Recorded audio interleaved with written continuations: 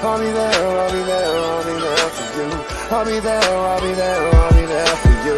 The scriptures tell us we was delicate to one another. The same blood run through our veins, we family, I love you. Them curses got us with an evil eye towards our brother. Soon as the Achaeum rebuke us, we got a rebuttal. Proverbs say open rebuke is better than secret love. Against the children of our people, don't bear any grudge. Repent and keep the commandments before you meet the judge. I got the Noah spirit on me, beware of the flood. Israel above every nation, we the salt of the earth. Go to the highways and hedges, get out the path of church. Place your trust in the Most High, keeping your Yahweh first. And put your hands to the plow, cause what's fate without works? You my brother and you my sister, I care for you. The knowledge I get out this truth, I'ma share with you. Me watching you live in this sin is unbearable. So if you fall, I lift you up, you know I'm there for you. You wear your heart on your sleeve, I never dare to. I put my heart in your hands if you be careful. I'll be there, I'll be there, I'll be there for you. I'll be there, I'll be there, I'll be there for you. You wear your heart on your sleeve, I never dare to. I put my heart in your hands if you be careful. I'll be there, I'll be there, I'll be there for you. I'll be there, I'll be there, I'll be there for you. Holy Alba, a man, a warrior, how is his name? You had a hand in our demise, you gotta get the same. Yahweh shall say he coming back with a mighty flame. Israel that world without end, we should not be ashamed. Jacob have our love, that's the way it been from the start. I made a covenant with you, but you ain't play your part. I smited rivers and locusts, even made Egypt dark. But Pharaoh up to show my power, I harden his heart. Deliver them like I'ma do for you, I am the Father. Have your faith up like Peter, walking the Christ on water. 7 captivities, but Babylon just took it farther. Who is they coming from Edom with that garments from Barbara? Raise up that horn of salvation like I told you in Luke. Deep in the night, Yahweh shall go pop up out the blue. But not for everyone, salvation only of the Jews. So if you keeping my commandments, I'll be there for you. You wear your heart on your sleeve, I never dare to. I put my heart in your hands if you be careful. I'll be there, I'll be there, I'll be there for you. I'll be there, I'll be there, I'll be there for you. You wear your heart on your sleeve, I never dare to. I put my heart in your hands if you be careful. I'll be there, I'll be there, I'll be there for you. I'll be there, I'll be there, I'll be there for you. You wear your heart on your sleeve, I never dare to.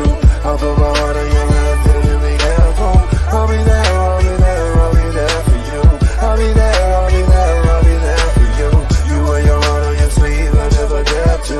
I put my heart in your hands if you be careful. I'll be there, I'll be there, I'll be there for you. I'll be there, I'll be there, I'll be there for you. It's the book of Luke, chapter 1, verse 68, and it reads, Blessed be the Lord God of Israel, for he had visited and redeemed his people, and had raised up a horn of salvation for us, in the house of his servant David, as he spake by the mouth of his holy prophets, which have been since the world began.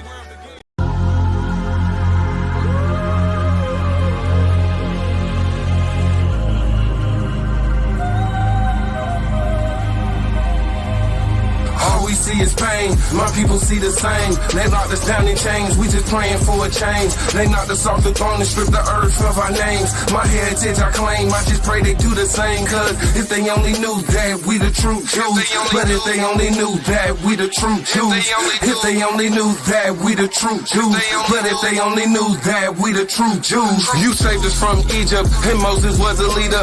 Next 40 years, angel food is what you feed us. You passed me down the law mindset of leaders. I took a blood oath and promised my kids they'll keep it, so we celebrate the Passover, kill the firstborn. You played the land of Egypt, no mercy was shown. For agriculture, finance, the system was torn. When you drown them in the sea and left their city in mourning, now I'm mourning. And one the semblance of a sign, no we blind. Messiah put spitted clay in my eyes in times. They wondering which way is the God, so we die. Not knowing his always way to the light, which is Christ. So I fight different stereotypes, parasites. My life ain't work for paradise, real life. They think it's all a joke, Harlem Nights inside. They hate us cause we the Israelites. Cause if they only knew that we the true Jews. But if they only knew that we the true Jews. If they only knew that we the true Jews. But if they only knew that we the true Jews. Can't shake hands with you, I make grand justice. Came with the same spirit as my ancient ancestors. We rebuking in the gate, ain't sparing now nigga. They looking for a sign like when Christ transfigured. But prophecy is a sign which reminds times we as children. Cause even Moses' time still describe how we living. We stricken with the curse and got the body of Egypt. I'm lifting up her skirt, exposing Esau's secrets. As they whitewash history, distorted the pericope. Floyd I can grow and see the love between you and me. Put us at the low and then rewarded all lunacy. Wicked of the earth, and if not, then who it be? Damn, I need a moment, just let me breathe. Nigga spiritual about freedom, they'll never see. Damn, I need a moment, just let me grieve. Gotta be one speak, twice, men don't perceive. Rod star, trap star, hood stars and block stars. Jewish conglomerates make it bang off of our scars. Madam Walker, Leach Parker, Thomas Marshall, George Carver. Jewish conglomerates making bank off of our smarts. All we see is pain, my people see the same. They locked us down in chains, we just praying for a change. They knocked us off the throne and stripped the earth of our names. My heritage I claim, I just pray they do the same. Cause if they only knew that we the true Jews. But if they only knew that we the true Jews. If they only knew that we the true Jews.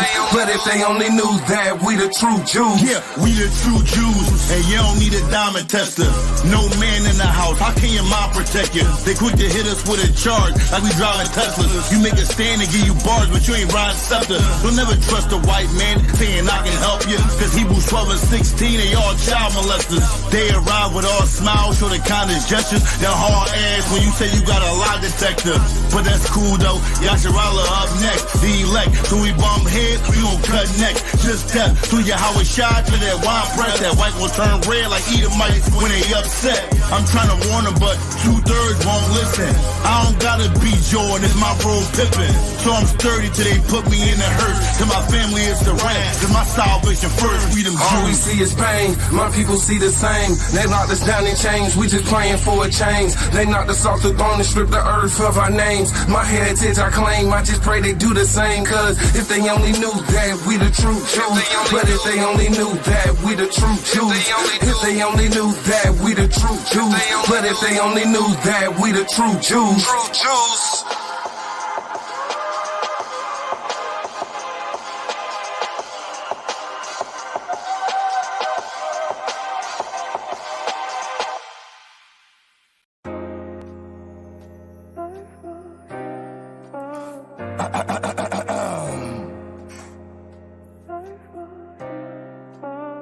The truth, you know. Hey, yo, you recording? You recording? All praises. It's time to rise up. No more being lazy. Cause when you know the truth, that's when they call you crazy. See, round here, it ain't all gravy. Some people rhyme with scraps, and it's all safety. They say what goes around comes around. I guess that's why some of my enemies don't come around. I speak the truth in every bar. And it's a light in every star. Let's wake up and realize who we are. Why? Because there's blood behind every scar. Look, the Jews were black, it's written in the book. They say you wanna hide something from a black man and put it in the book. Hey, facts. But that's just how it is. It's sad, but that's just how it is. But we get blamed for the way we live. But they never blame the ones that taught it to us. It's just a life cycle, but I'm just trying to be the best, just like Michael. It's been a lot of blood, sweat, and tears. Where I come from, you gotta put away your fears. Only a few wanna see you up, but most people wanna see you down. That's why my smile, it turned to a frown. When you a king, you deserve a crown. It's all praises to the Most High. I'ma keep His commandments till I die. I know sometimes we like to ask why, but I learned that you gotta let the Lord work. I know I'm here for a reason.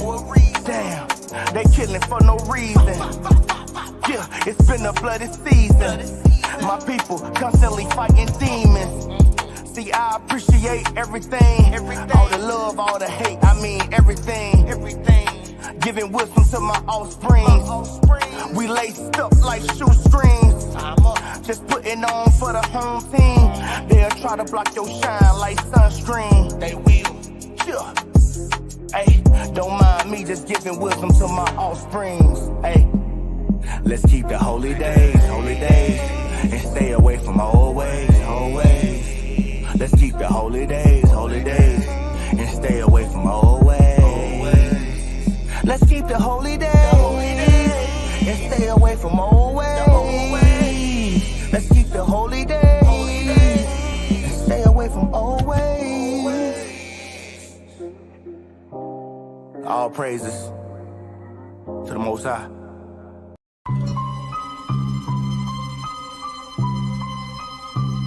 Yo, yo, yo. Yeah. Say what's real.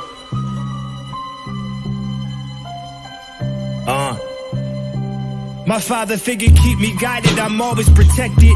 Not a single wrong, I don't ever get corrected. Light over my shoulders, tells from a priest. Take a Psalms 23 and sit your tail to a seat. Legendary in a way, but nothing like a tall tale. False gods, set them up, they all fell. Fantasies, they all sell. Nothing in my time can compare to the timeless. The light behind my rhyme and the one who I get in line with. Ain't no other lane for this fire flame minister. Descended from a higher plane, ain't no higher name from the one. When a gun jam, I figure you know now. Divine power follow me, that's just how it be. I can testify for sure, my heart not pure, but still I get to see a day that I did not work for. Bodies dropping with the climate, gas raising on black faces. Still I'm the one who made it. I just be thinking when I roll, something keep watching me. Something keep watching me. The Most High. Something keep watching me. Something keep watching me. I feel like everywhere I go, something keep watching me.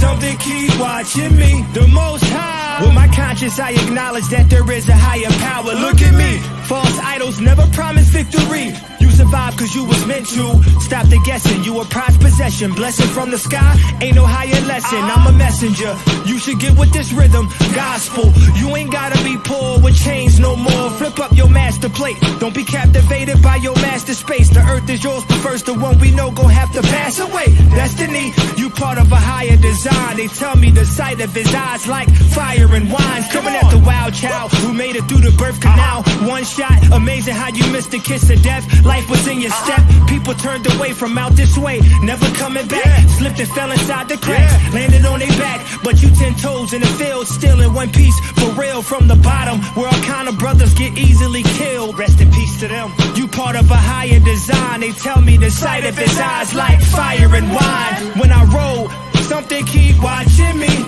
Something keep watching me. The Most High. Something keep watching me. Something keep watching me. I feel like everywhere I roll, something keep watching me. Something keep watching me. Most High. I said something keep watching me. Something keep watching me.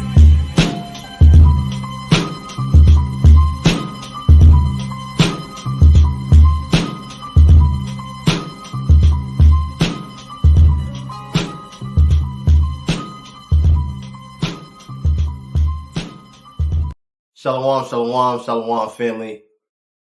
First and foremost, I have to give all praises, all glory, and all honor unto the Most High God, Yahweh.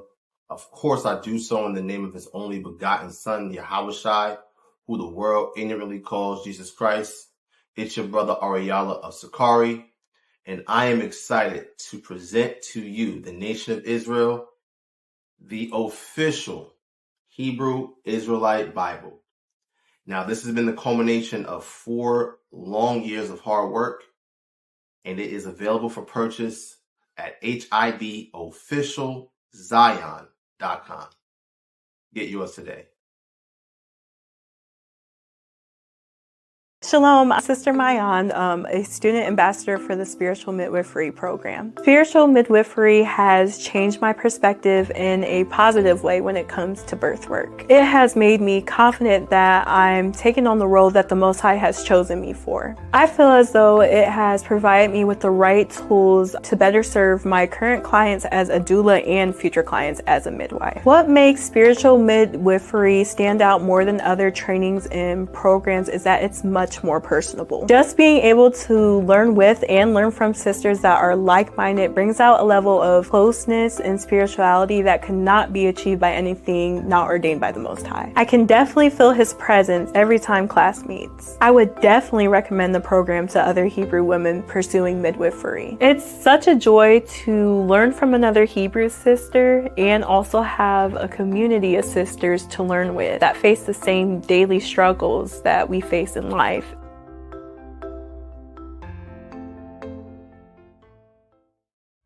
Welcome to Pillars of Rest, where you can find special material for our sisters, by our sisters. This is a Sons of Thunder exclusive platform focused on building, encouraging, uplifting, and engaging with the daughters of Zion. Here you'll find personalized and interactive content geared towards showing what it truly means to be a pillar of rest. Interviews, scripture breakdowns, tips on motherhood, marriage, and testimonials are just the beginning of the many things to learn from and enjoy in this program.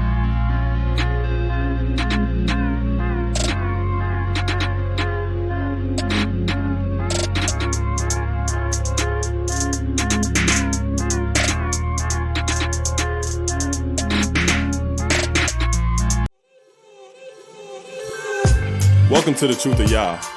The Truth of Yah's board game's mission is to humble the world in the Truth of Yah.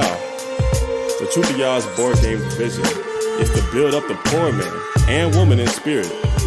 Many people are deceived by lies, deceits, fraud, pride, forward mouth, arrogance, and evil ways.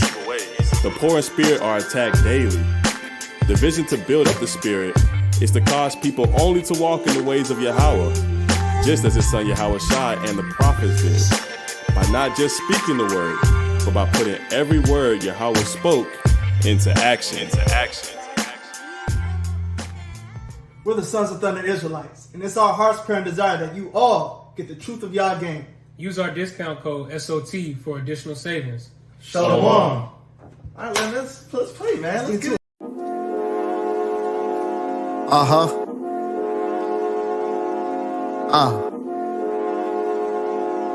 It's the chef. I was born in 85, but I'm like 97 big. Bad boy ready to die, but now I prefer to live. Was ready to take a life, but now I prefer to give. Bring a cease to my sins, keep the faith for my kids.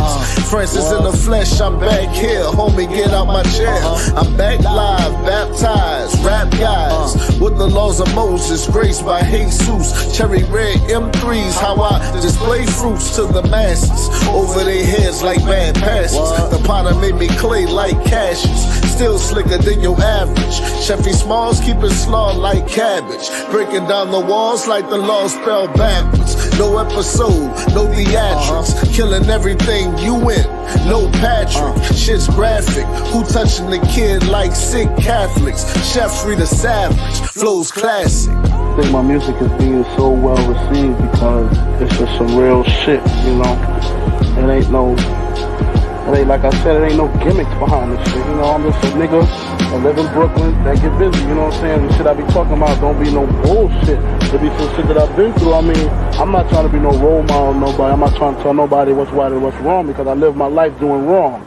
All I can say is if you just listen to my shit and you be like, damn, nigga been through some hard shit. And if you think about getting involved in it, think twice, you know. I'm just somebody.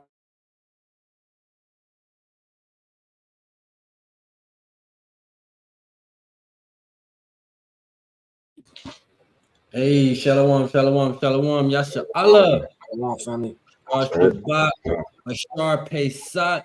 Happy unleavened bread still, man. We still in the feast of unleavened bread. All praise to the Most High. I hope y'all got y'all, and I hope y'all been eating y'all unleavened bread. I hope y'all been eating y'all daily unleavened bread as the scriptures commanded us. Man, let's get that first. Let's start with that. You know, we had a couple of sparks this week. And you know that we cannot keep these holy days, these feast days in the land. But we're gonna do it anyways, regardless of what they say, because the Lord said, "Keep my ordinance forever."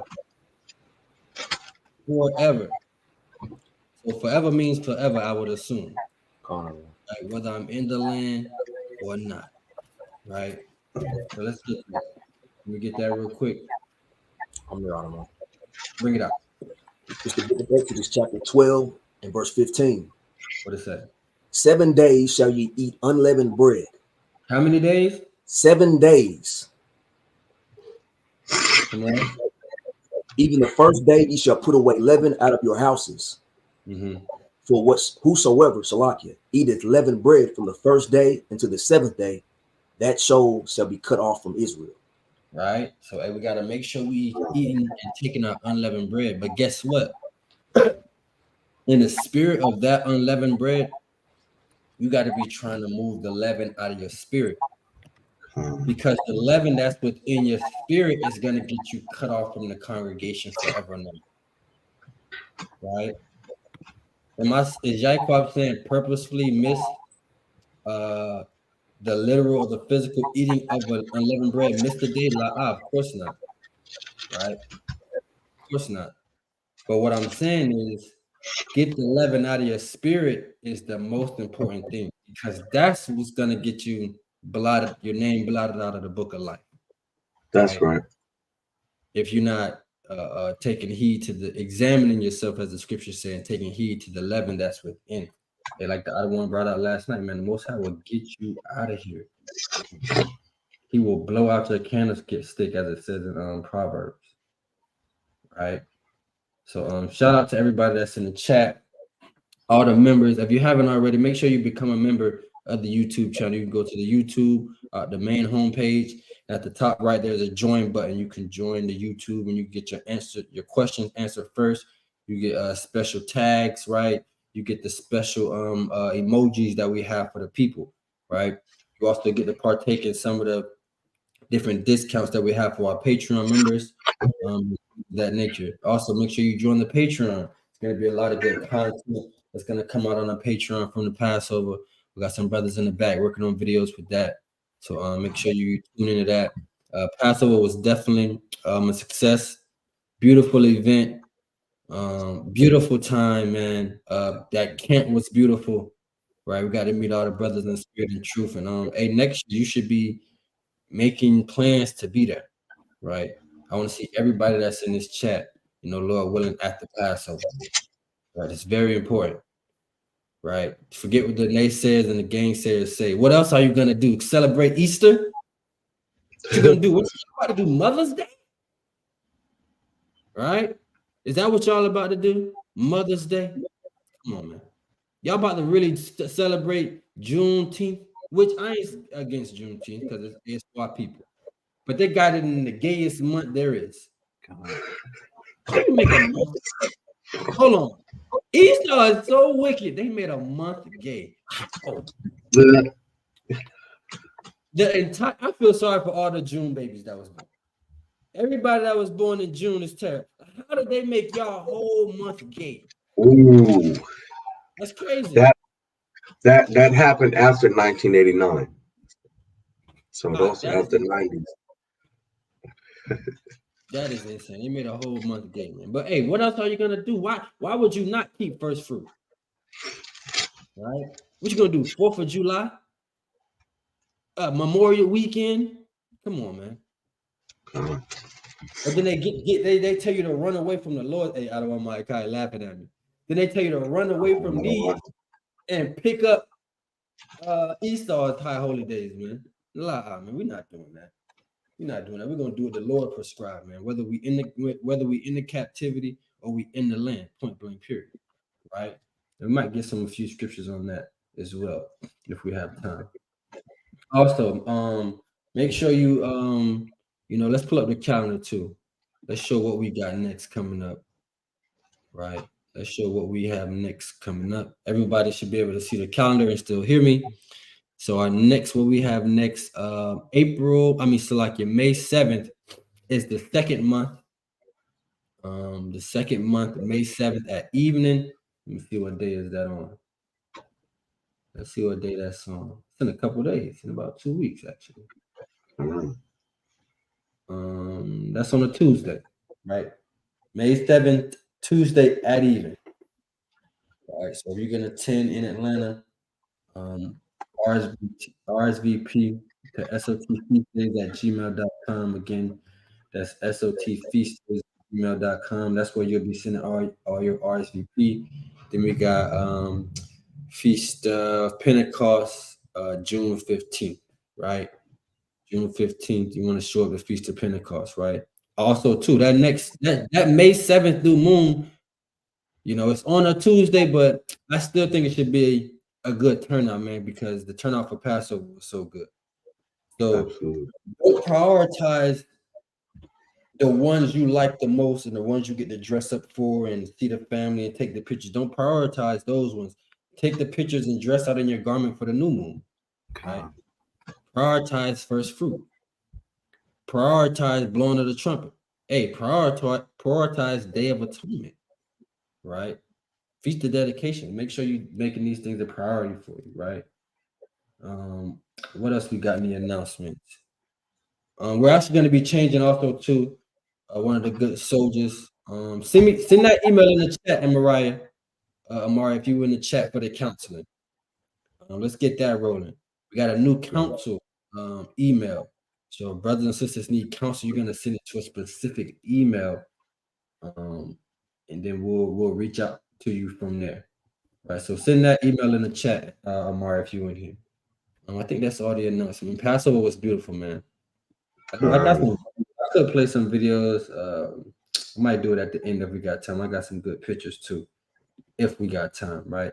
But y'all see the title, another Bar4Bar. Got my mighty captain Aharon. Got my soldiers on here, Nakawashan, Ashar Allah, right? Mighty brothers in the building, right? And the title is Bring Forth Your Strong Doctrine, right? Bring forth your strong doctrine. So that's if you have any smoke, right? Are we doing questions? Of course. Or if you have questions. So that's if you have any smoke, right? If you have any smoke, I didn't see any questions in the beginning. Or if you have just general questions, Passover, or just you've been reading, I want to know about this. Tell me about that. We'll bring it up. They like the accent. Let's keep these holy days. Right. So hey, how did y'all Passover for the people, man? Let the people know what we got going on, man. How did y'all enjoy Passover for the soldiers? Man, Passover was amazing, and that's that's a feast day. And you just gotta be there. Yeah. Looking at when you see the photos and you see the videos that come out, man, it don't really compare to actually being in the feast with your family. Yeah, man. Listen, how many times can you come together naturally in the world with all of your people, and it's no fighting, it's no argument, nobody getting shot. It's just such a wonderful experience to be able to be in a place to worship the Most High, man, and have a great time with your family at the same time, man. It's right. nothing like it.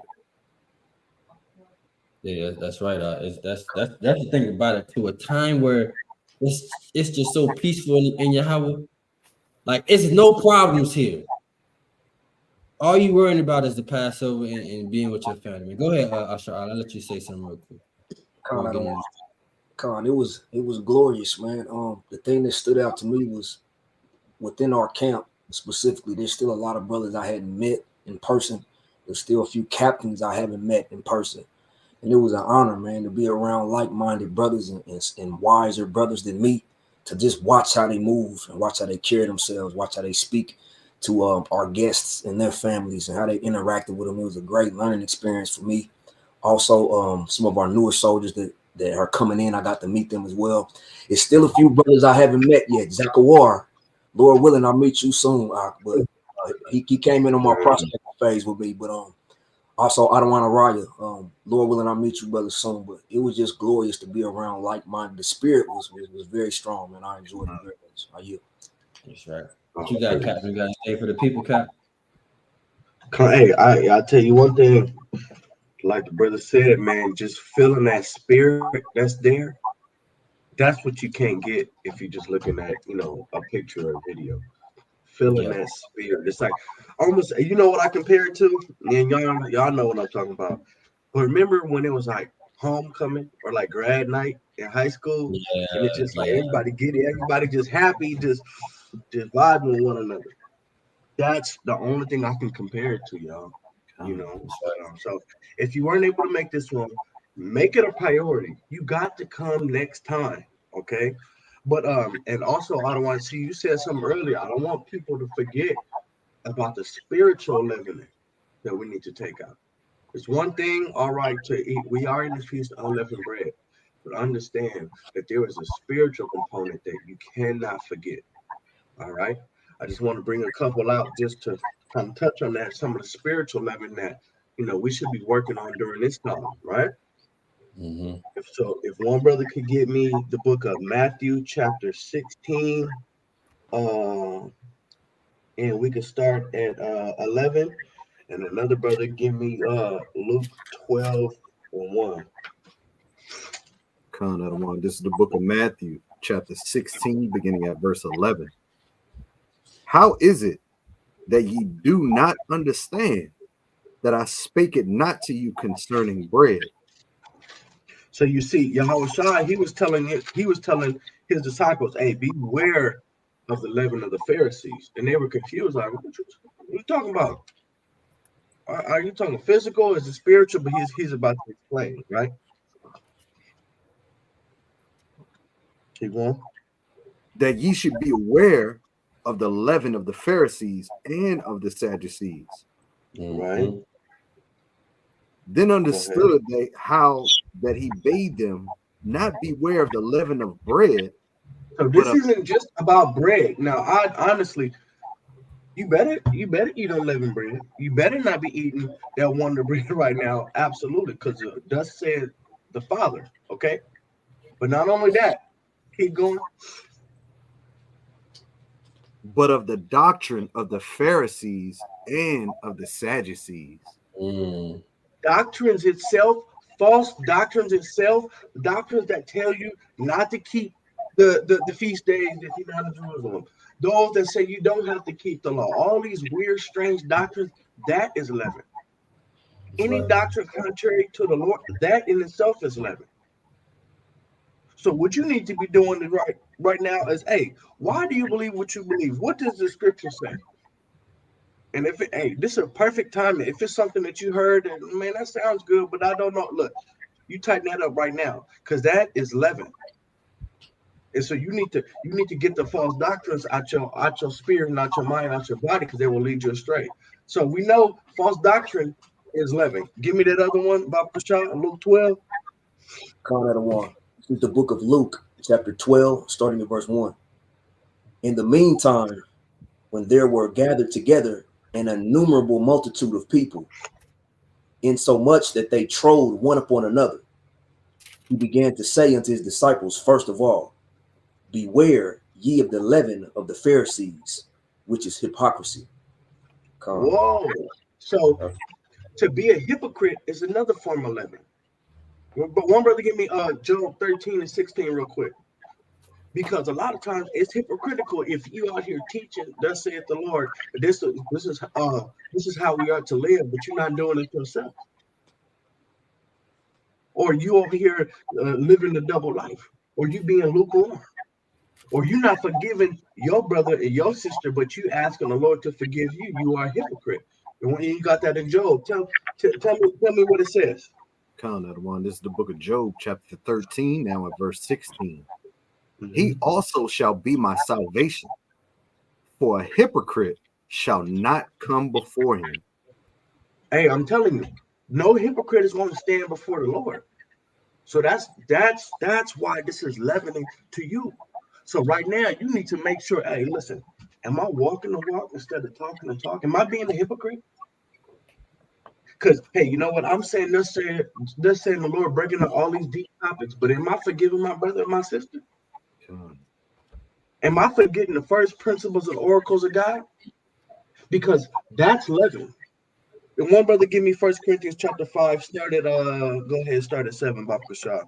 And then another brother give me Deuteronomy chapter 8 and 1, and we'll start at 2. And then I'm gonna hop off it. Salaki, I don't want, could you call Corinthians one more time? 1 Corinthians 5 and start at 6, I think. Okay, Con, I'm there. Yeah. This is the book of 1 Corinthians chapter 5, starting at verse 6. Your glorying is not good. Know ye not that a little leaven leaveneth the whole lump? Hey, see, Adamar was going into this last night. If you don't do this, you could be found like I not. And it's going to start, oh, I don't want to go to camp today. Oh, I don't want to do this.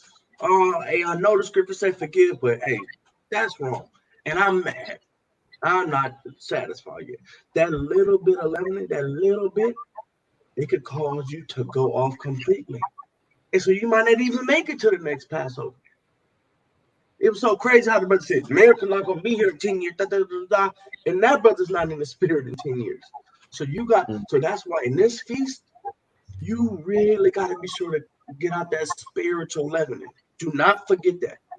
Don't leave the feast and all the beautiful people and all the garments and all of that, but you going back and you ain't talking about your spiritual leaven, or is you missing the point. Keep going. Con 1.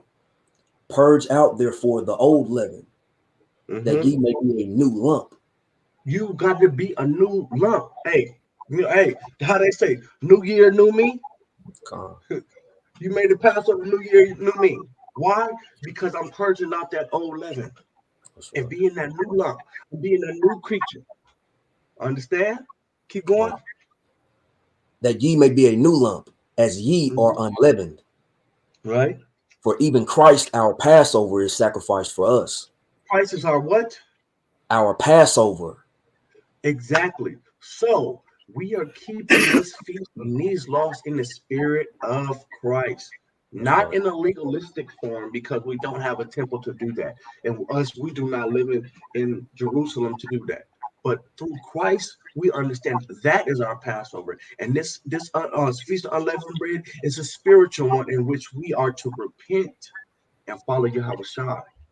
You understand me? Keep going. Therefore, let us keep the feast, not with old leaven, neither with the leaven of malice and wickedness. So you see, malice, wickedness, add that to the list of what leaven is. We got hypocrisy. We got stupid doctrines. We got malice. We got wickedness. Those are all leaven. And if you're not worried about getting those out the same way you was worrying about throwing that Wonder Bread out, then you're missing the point. You're missing the point. Keep going. But with the unleavened bread of sincerity and truth. The unleavened bread of sincerity and truth. That is the unleavened bread that you need to be consuming and feasting on. Sincerity and truth. You understand me? Give me that what I call for it after this. It was Deuteronomy, right? Con 1. This is the book of Deuteronomy, chapter 8, now in verse 2. Because think about it. Who can tell me in the chat, what was the Israelites doing during the first feast of unleavened bread? What was they doing? Who could tell me in the chat real quick? Quick. Oh, man. They got a little lag, so you might got to wait a second. Oh, right. I know my brother Ario got it. Come on, man. I know you got it. That's my dog right there, man. It's a lag. It's all good. My brother just letting somebody else answer right now. But no, all right. So we know that the children of Israel went into. Okay, I see they coming in. They said, leaving Egypt. Yes, leaving Egypt. We went over here that we started that wilderness walk. Oh yeah. All right, come on. Yeah, they were like that. Exactly though. We're leaving Egypt in the wilderness. But what was the purpose of that? Because we could have just went, the Most High could have said, hey, by the end of the 7 days, y'all gonna be in the land anyway. So don't trip. But the Lord didn't do that. After that Passover, during that first feast of unleavened bread, what was happening? Go ahead and read that, Bar4Bar. Con 1. This is the book of Deuteronomy, chapter 8, now in verse 2. And thou shalt remember all the way which the Lord thy God led thee these 40 years in the wilderness, to humble thee. To humble you? and to prove thee, Uh-huh. and to know what was in thy heart. And to know what was in the heart. That was the reason why we had to be tried all that time. So right on the heels of Passover, you need to be working on your humility and your meekness and understand what's in your heart. Because the Lord is going to understand. He's trying to try in the reins of your heart. So that's the leaven that you need to be getting out. That malice, that wickedness, that false doctrine, that hypocrisy. Because the Lord is trying you. He wants us. He's seeing what's in your heart, not just if you know how to make the tastiest unleavened bread. You understand? Keep going. Con of one. Whether thou wouldest keep his commandments or no. Right? Now think about it. And what was Yahweh's response when Satan tried to tempt him, tried to make him go off? He said, man shall not live by bread alone, but of every word that proceeded from God. Where did he get that from? Read the next verse, Baba Kashab. Con of one. Verse 3. And he humbled thee and suffered thee to hunger and fed thee with manna, which thou knewest not, neither did thy fathers know, that he might make thee know that man doth not live by bread only, but by every word that proceedeth out of the mouth of Yahweh doth man live. So you see, this is what Yahweh Shai was quoting when he said, as it is written. To understand, and it's a spiritual aspect. It's not just about bread alone, but it's about the word of God that's going to cleanse your spirit. You understand? So as you're in this feast, that's what I want you focusing on. If this your first time or 7th time or 17th time, we can get better every year. All right, I'll yield right there. Praise. Well said. Well said. Let's get into some of these questions now from the people. I think I started a few. Let me go to my stars right quick. Texas G said, right, I want to just address this point. I got knocked down from 100 to a 96. I was told that my classmates are Christians and to be kind to them. What the hell? I wouldn't be debating in classes. Now, if they're making accusations against the law, statutes, the commandments, keeping feast, you can inform them, but don't be getting it. Hey, whether they hear it or forbid, you got to have that spirit. I don't got to keep going back and forth, right? You can inform, and then that's it. They was told, right? Don't get into a debating spirit at school. It's just like at work. I'm not about to debate nobody at work, right? Unless I know them for a fact like that, I'm not even about to get into that with them, right? So just be mindful of that, sis. I will hold a camp in Atlanta. What time? 3 o'clock, Woodruff Park. That's all you got to type in, Woodruff Park. You'll see us, right? And then if you ride past, you can blow the horn, flag some of the brothers over, and they'll inform you where to park. Right. Naomi said, have y'all done a video that covers atheism? Not a video specifically titled, right? But yes, loosely. And how to deal with someone who believes like that. If not, would that be something possible for the future? Of course, we could do that in the future, sis, of course. Right. Let's go to, I think, what's that? Psalms 14:1. Let's read that. Yep. It is. For all the atheists out there, Psalms 14:1. Yo, they bang that right there. Hold on. Read that. Break that down. This is the book of Psalms, chapter 14, verse 1. The fool hath said in his heart, there is no God. They are corrupt.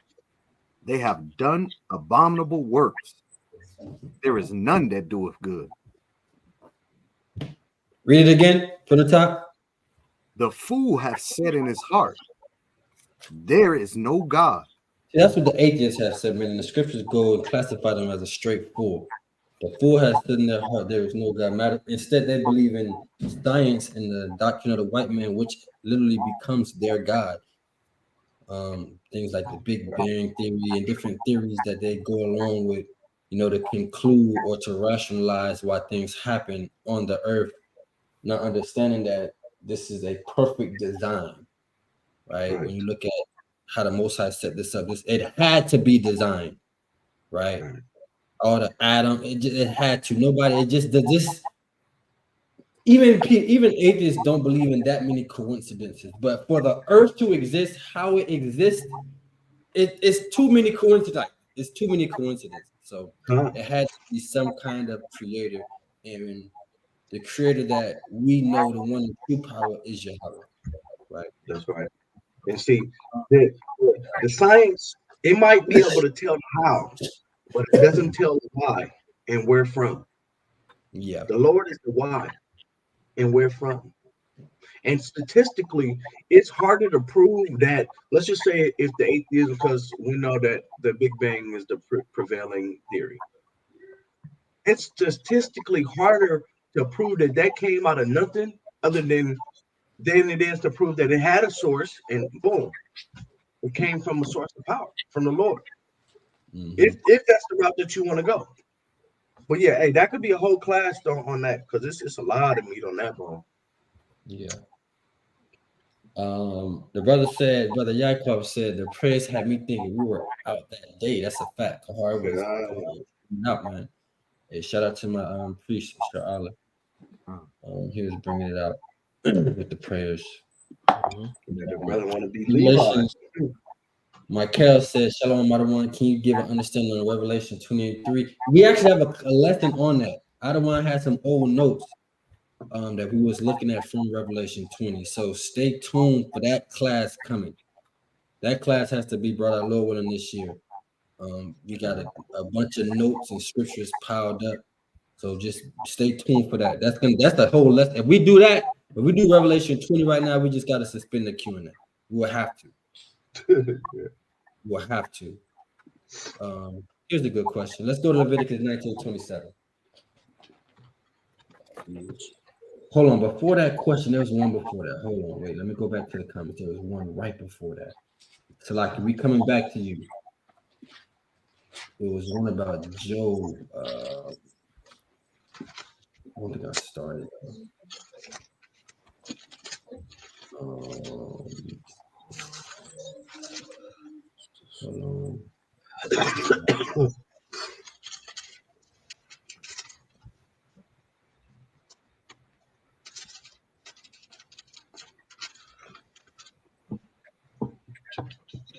Yo, so like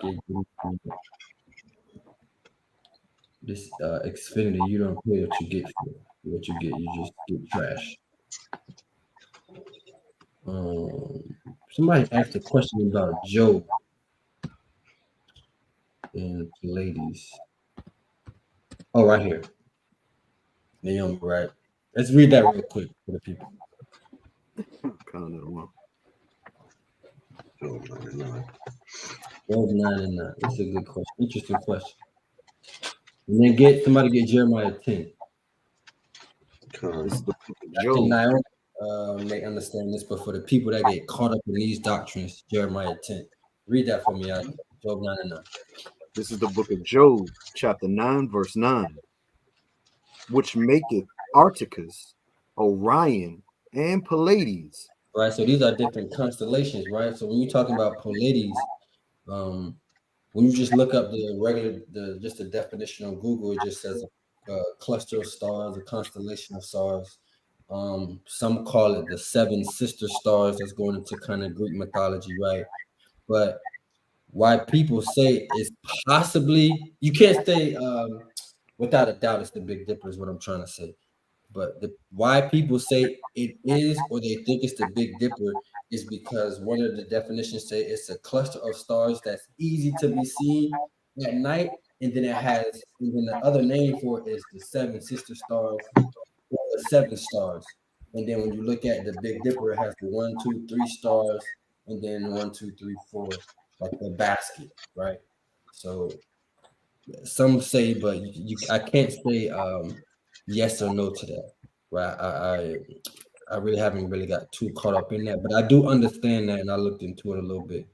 as far as the Big Dipper. You know, I'm into telescopes and astrology and all of that good stuff. Looking at the moon through telescopes, so I'm into that. So I don't go too deep in it with as far as doctrine, but I could understand why they could say, okay, a constellation of stars or a cluster of stars, there's 7 of them, easy to be seen. At nighttime, I can go outside tonight and I can see the Big Dipper is 7 clusters of stars. That's the Pleiades, right? That's for me. But to say without a shadow of a doubt, I'm not sure 100% if Joel was speaking of the Big Dipper. To be, if I'm fair, right? Somebody read Jeremiah 10, though. This is the book of Jeremiah, chapter 10 and verse 1. Come on. Hear ye the word which the Lord speaketh unto you, O house of Israel.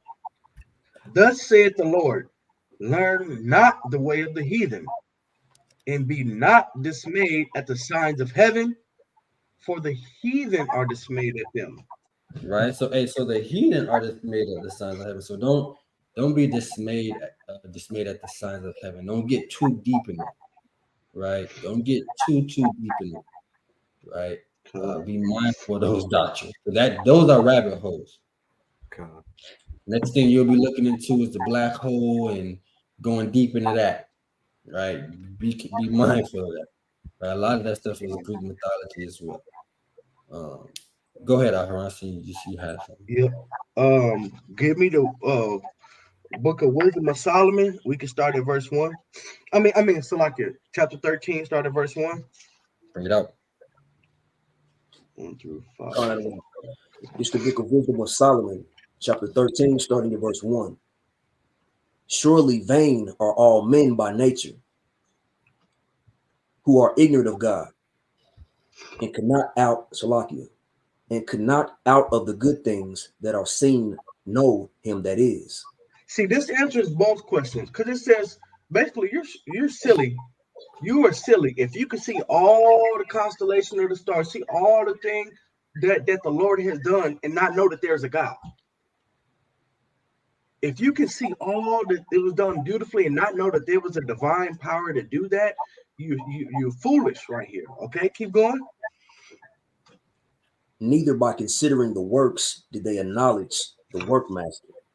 You see, just like the heathen, they see in the works of the Lord, but they're not acknowledging that there was a workmaster to put it in place. Mm-hmm. You are atheist, but you see this. Or like the heathen, they don't have a Lord. So they see the sun, they say, God. They see the stars, God. Because they don't have a father like you do. Keep going.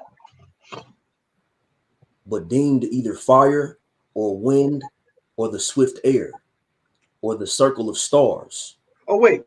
Salakia, you said the what of the stars? Circle of the stars. No, I thought a star looked like that thing of Molech, and then I thought that was. No. Oh, okay. So that means that the stars is a circle, technically, right? Oh, that's because that's what the scripture said, right? Keep going.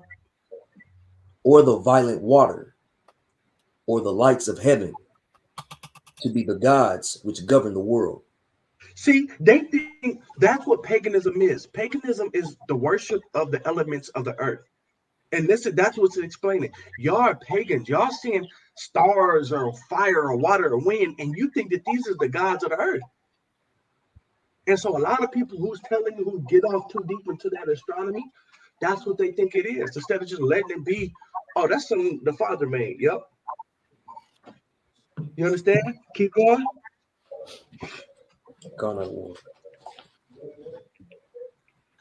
With whose beauty, if they being delighted, look them to be gods. See, you know what? The sun makes me warm, and I like the sun, so that's my God, right? But he's going off. Keep going. Let them know how much better the Lord of them is. You see? Keep going. For the first author of beauty hath created them. So, like I said, I went here because it answers both questions that we just had about the. This is part of the meat now with the atheism. You come here, right? But it also answers. Yeah, okay, that's a star, brother. Oh well, and just leave it at that, right? We're gonna see this whole thing can read, but we could end that for it. You good? You good at? Salaki. Go ahead, At. When we start at verse 3 again, other one. No, just end that. We can read for it and we can be done. Comment one. Continuing in verse 3. For the first author of beauty had created them. Mm-hmm. But if they were astonished at their power and virtue, let them understand by them how much mightier he is that made them. How much mightier he is that made them. So as an Israelite, let us start just be a star. We worship the Father because he's much more mighty than that. So it's cool and all, but that's why I said don't be dismayed at the sides of heaven. Because the heathen, they're dismayed because they don't understand the true power. So that's to them, that's the most powerful thing. For us being Israel, we ain't worried about that. We got the real Father. All right. But y'all, hey, y'all read this chapter because this chapter is give you some good understanding on that. And I'll stop right there. Go ahead, At. You can couple that with Amos 5 and 8. Bring it out. What that say? Amos 5 and 8. Seek him that maketh the 7 stars and Orion, and turneth the shadow of death into the morning, and maketh day dark with night, that calleth for the waters of the sea, and poureth them out upon the face of the earth. Yahweh is his name. What scripture was that? Amos 5 and 8. Right, I think that in that verse it says 7 stars in the KJV, right? That one. Right, yeah, 7 stars. But when you look at other translations, they say Pleiades, right? So that's another good proof text that the Pleiades is the 7 stars. I believe it's the same word in the Hebrew. Good scripture. All right, let's deal with this. All right, Kevin, right? He said, hello, brothers. Can you give an explanation of Leviticus 19:27? Let's read that first. I'm there, other one. Bring it up. This is the book of Leviticus, chapter 19, and verse 27. Ye shall not round the corners of your heads, neither shalt thou mar the corners of thy beard. Right? When it means mar the corner of your beards, I'll give a bad example because I don't have one, but you can't cut into your beard. Like you can't drive into it and destroy the line of your beard, right? For brothers that have that. And then round the corners of your head, you just can't have that bald head, man. You can't get the Michael Jordan, brother. Right? If you got the George Jackson, the scriptures even call it forehead bald. If you're going forehead bald, that's fine. You gotta leave it. Right? But you can't get this shiny cut and pull, your whole head to where it spit shine. Right? Can't do that. Right? You got something, Haran? Just 21 and 5. Leviticus 21 and 5. Bring that out. It's the book of Leviticus, chapter 21, and verse 5. They shall not make baldness upon their head. So you see, you cannot make a bald. You cannot shave off your hair. If you happen to be going bald, then that's one thing. And if you want to cut it down a little bit, have your little cavadas and stuff, that's fine. But you cannot make baldness, right? Keep going. Neither shall they shave off the corner of their beard. You see, you cannot shave off, because that's the whole point. If it happens naturally, if you don't have a beard, it is what it is. But when you start to shave off this and get that goatee, you're going off. Yeah, that's right. But that's why when you read, what is that, 2 Samuel, when the men, they shaved off David's men's beard, and David said, go away. Go away for a little bit. Yeah. Their brothers, see, look, they knew that. They knew that shaved off half of the people's beard, half of the brothers' beard. And David told this man, he said, look, y'all stay over there till your beard grow back and then come on. Because we don't want the people to accuse your wickedness. All right, then let's go to, then he said, if we can't get haircuts, and can men have long hair? This is another good question. Right. Let's go to Leviticus. Let's go to 1 Corinthians 14:11.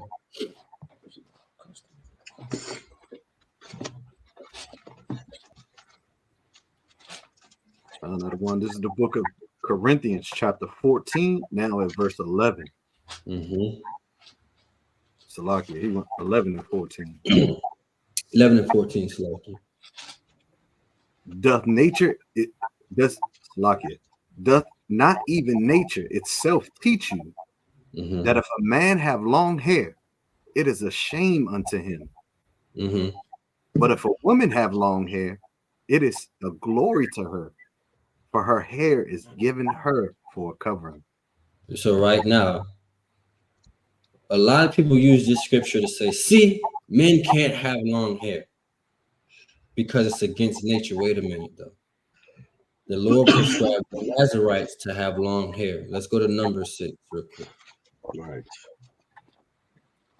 No such custom.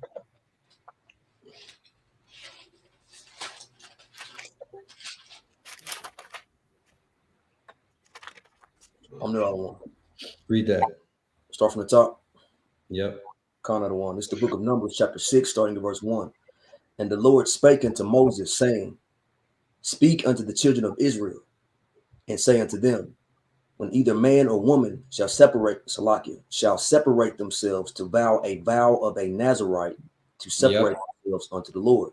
He shall separate himself from wine and strong drink, and shall drink no vinegar of wine or vinegar of strong drink. Neither shall he drink any liquor or of grapes, nor eat moist grapes or dried. Right, so they can't eat any grapes, right? Come on. All the days of his separation shall he eat nothing that is made of the vine tree, from the kernels even to the husk. All the days, all the days of the vow of his separation, there shall no razor come upon his head, until the days be fulfilled, in the which he separateth himself unto the Lord. He shall be holy, and shall let the locks of the hair of his head grow. Right, so he has to now let his hair grow. So would God be commanding the Nazarites to let their hair grow, but then Paul coming and saying that, no, that's a sin now in the New Testament? No, that's not the case. It's not the case at all, because Samson had long hair, Samuel had long hair, John the Baptist, long hair, he was a Nazarite. Matter of fact, let's get Paul. Paul had men around him that took the Nazarite vow, and the Nazarite vow told you what to do. Go to Acts 18:18. He took the vow himself. Another one. This is the book of Acts, chapter 18, now at verse 18. Bring it out. And Paul, after this, tarried there yet a good while, and then took his leave of the brethren, and sailed thence to Syria, and with him Priscilla and Aquila, having shorn his head in Cenchrea, for he had a vow. So he cut his hair because he had a vow. So even one point, Paul had a vow. That's right. And then what is that, Acts 21, Aharon? Where James told him to take these two men that have the vow? Somebody with a vow, go ahead and take that with them.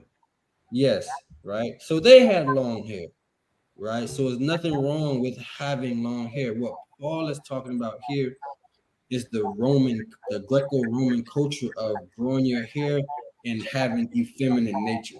That's right. Basically like a transgender. That's what he's talking about, right? And then the women would cut their hair to be more manly and masculine. It's the same thing that's going on here. That's why when you read Romans 1, it says leaving the natural use of a woman, right? Because the natural use of a woman is to bear children, right? A man to be with a woman. So that's why he's saying it's not natural, because it's not natural for a man to be a homosexual and have long hair and be like a woman. That's what it's teaching. And that was Greco-Roman culture. Go ahead, Aaron. Yeah, go back to 1 Corinthians 11 and 14. I'm about to prove that exact point. Yep. Count out one. And now in the book of 1 Corinthians 11 and 14. Doth not even nature itself teach you that if a man have long hair, it is a shame unto him? Now, obviously, no, this is not the law saying this, but in the context of all the sodomite stuff that's going on during this time, you said nature itself teaches. Now, I'm not saying Paul says this, but how it reads is if like, bro, you could tell what they doing is not natural. You feel that's going on because why? The sin they declare their sin at Sodom, and they countenance witness against them. You understand? Because there's a difference between having long hair but having it as a like in an effeminate way, right? Because keep going. But if a woman have long hair, it is a glory to her. So it's a glory if a woman have it. But brother, if you over there trying to look like a woman, you going off. It's naturally you just be like, oh, what's going on with that? It vexed your spirit. Watch, keep going. For her hair is given her for a covering. Right, but then he gonna clear it up right here. Like, but brother, we know that you can have long hair. I'm not saying that it's a sin to have long hair. Watch, he's gonna explain that. Keep going. But if any man seem to be contentious, look, if anybody like, listen, brother, how are you gonna say that? Because of Nazarites, this we got Samson. Look, if anybody's trying to bring you up on the charge, I'm not saying that. Keep going. We have no such custom. Neither. So you see, listen, he said, I'm not saying it's a law that you can't have long hair. That's what he's saying. We don't have it. I'm not trying to add to the law. Neither church is God, but Paul is trying to, he's looking over his flock. He's not telling you it's a law. So don't read that and think that he's trying to tell you some law that's there. He's telling you, no, we didn't have this law, but they going off of Corinthians trying to look like women. Keep going. Come, that one. Now in this that I declare unto you, I praise you not. No, you see, it says, listen, it says, we have no such custom, neither the churches of God. So he's saying, listen, it's not a law that I'm trying to push over here, but what I'm telling y'all is y'all need to stop trying to look like females over there. You know, so it was brother, it was contextual for those particular people at the time, not him saying that it's a law that you cannot have that. That's right. Very simple, very simple. Good question, though. A lot of people had that question, right? That question is usually hard to break down to people that don't study the history of the Bible. If you're just reading it, not like a historical book, and that there was actual problems in Corinth, and these people actually existed and lived, and they had things that they was dealing with, then you just read that and say, "Oh, men can't have long hair." But that's not what he's teaching. That's not what it's being. That's not what's being taught, right?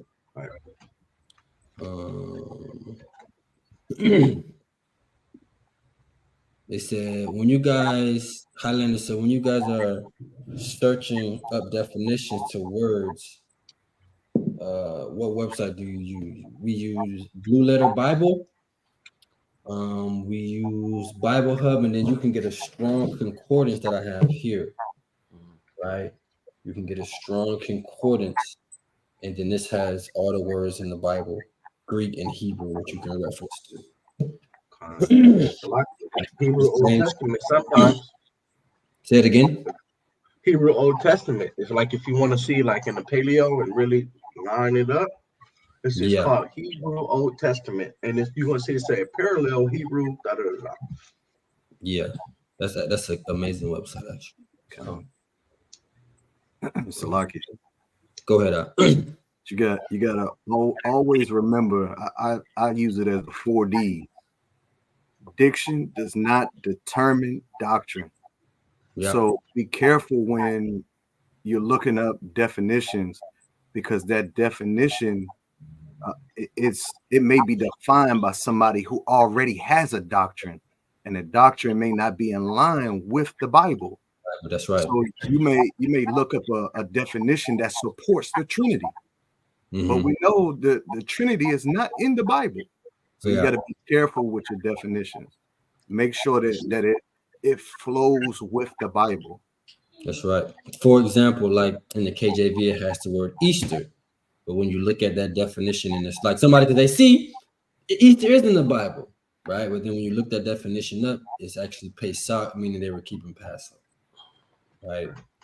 So you gotta make sure you, like I said, the diction does not determine the doctrine. You gotta look into it. You gotta understand the context of it. SOT Gerard came with a dagger question. There's 12 feathers. That's the whole lesson. That's the whole lesson. But in short, that's going into the Roman kings and leadership. Titus Vespasius and all of them, right? Going into all of them, right? That's another lesson I'm gonna put down in my notes that we can go over. Lessons like that, people think they're deep, but those lessons aren't that deep because it's just memorizing names. If you like, it's just those. Each feather is the name of a king. That's it.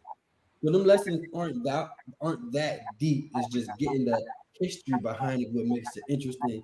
It makes it deep. But it's really memorization of the names, right? Of the 12 kings of Rome. Let's get this. Leviticus 19:26. What is observed times in Leviticus 19:26? Let's read that. It's the book of Leviticus, chapter 19, verse 26. Ye shall not eat anything with the blood. All right. Neither shall ye use enchantment, nor so observe. You can't use enchantment like witchcraft. You can't use enchantment, tarot cards, and all that crazy mess. Right? Nor observe times. Nor observe times. My precept next to that is in Deuteronomy. Off my first thought, that's going to like Jeremiah 10, though, observing times, stuff like that. But I got a precept in Deuteronomy. Hold on. I was just there. Deuteronomy, I believe it's 18:14. Let me see what I got here. Deuteronomy 18:14. Read that. Here's the precept for that. It's going to explain it. Here's your precept. Right? No, not one. This is the book of Deuteronomy, chapter 18, and verse 14. For these nations which thou shalt possess, hearken unto observers of times. They hearken unto it's like the sister say right here. Watch right here. Where did I just see that comment? She was talking about astrology, right? That's an observer of time, right? You're a Leo, so now you're going to be this such and such person. You're a Cancer. You're going to be this such and such. That's an observer of time, right? Don't be an observer of time. Don't look at the constellation and the stars and think you're going to observe the time and understand what's really going on, right? The eclipse, that was the observer of time. That's the cut for the eclipse. I called my cousin, little cousin, man, the eclipse coming. I've been fasting for 3 days. I'm like, you fasting because of the eclipse? You need to be fasting in the Lord, brother. Yeah, it's like regeneration of spirit. It's gonna make you better. It's gonna uplift you. It's gonna bring you more wisdom. The eclipse is gonna do that? No. Yahweh is gonna do that by keeping his commandment. Right. So that's what it means to be an observer of times. Right. You got something, Haran? Come on, just real quick. Leviticus 18:3. So you understand the motivation behind a lot of these laws is because this is what the Egyptians were doing in their paganism and their idolatry. So the Lord like, listen, I don't like this, I don't like that, I don't want you doing anything like these heathen. Because when you look at it from the context of like witchcraft, I understand that's what the heathen were doing it, then you get a better understanding. If a brother there, cool. If not, I'll read it. I'm there all the one. All right, go ahead. It's the book of Leviticus, chapter 18, and verse 3. After the doings of the land of Egypt, wherein ye dwelt, shall ye not do. So, and then you see after that, then he gonna start naming them off specifically. Don't do the incense, don't make the bone, don't do this, don't do that, because that's what they were doing in Egypt. That's why it says be separate. Keep going. And after the doings of the land of Canaan, whither I bring you, shall ye not do, neither shall ye walk in their ordinances. So you see right there. So a lot of what happens after this is just because that's what the heathen was doing, and the Lord said no. Yeah. You know what also is the observer of time too? Like face readers, hand readers. They observing times. Like, okay, I'm gonna read your hand. It's a fortune teller is a better word. Okay. A observer of time is a fortune teller. We're playing with the genie ball, and no. Right, so that's an observer of time. Good, that's a good question. Good question. That's how you could tell brothers read right there. Brother Soldier Michael said, Matthew 22 and 30. Can you break this down for me? Let's go to there. Let's go to Matthew 22. I think this is going into the resurrection of the dead. Resurrection of the dead. Whose wife is she? Let's read up. I'm gonna read this account in a minute. Let's start at verse.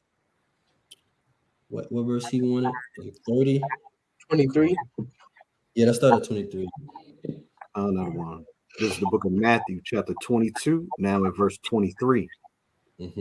The same day came to him the Sadducees, which say that there is no resurrection.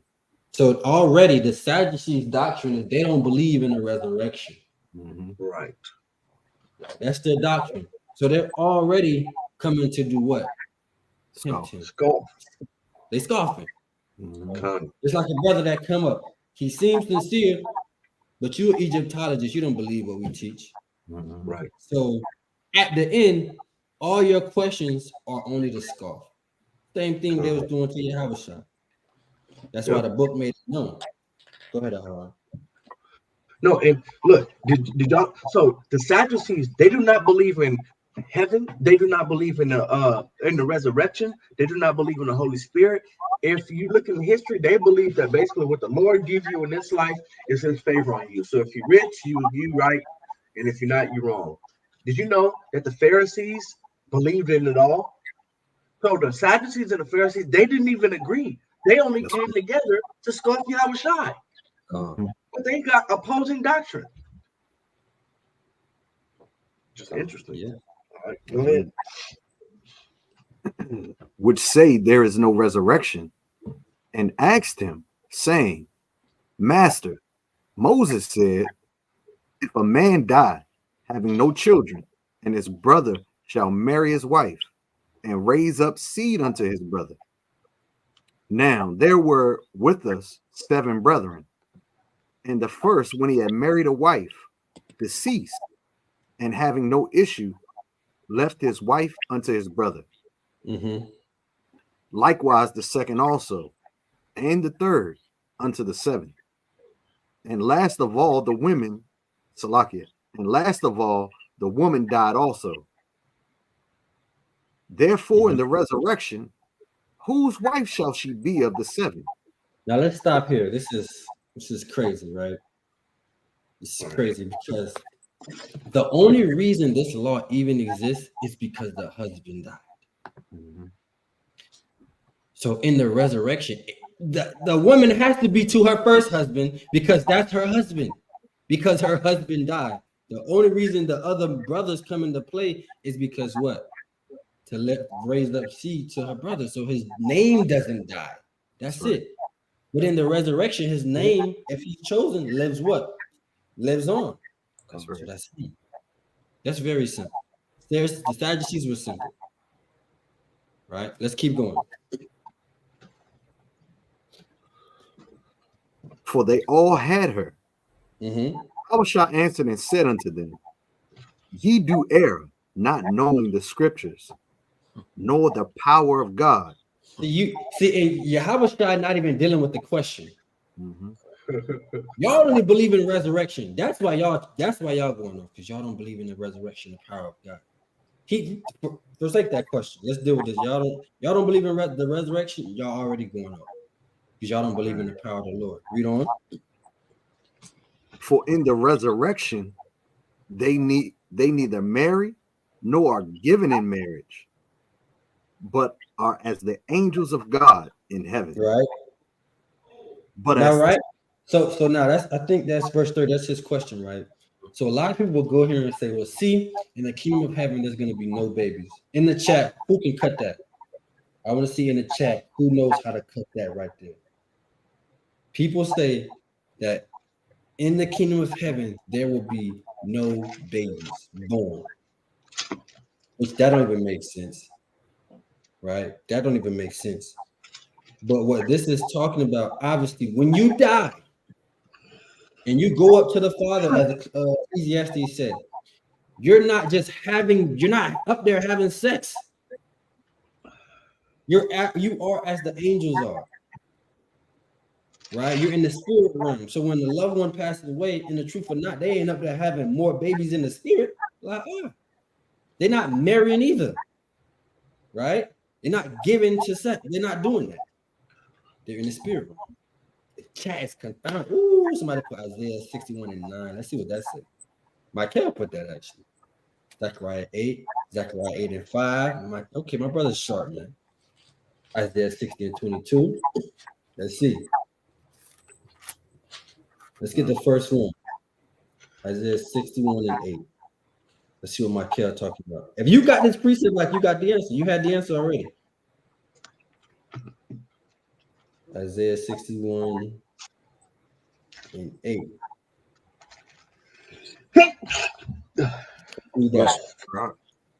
61:9. Count that one. This is the book of Isaiah, chapter 61, now at verse 9. And their seed shall be known among the Gentiles.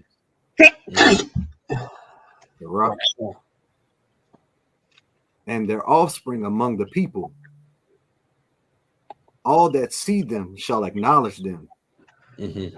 They are the seed which the Lord have blessed. Hey, so there you have it right there, their offspring, right? So that's how you know we're talking about their offspring.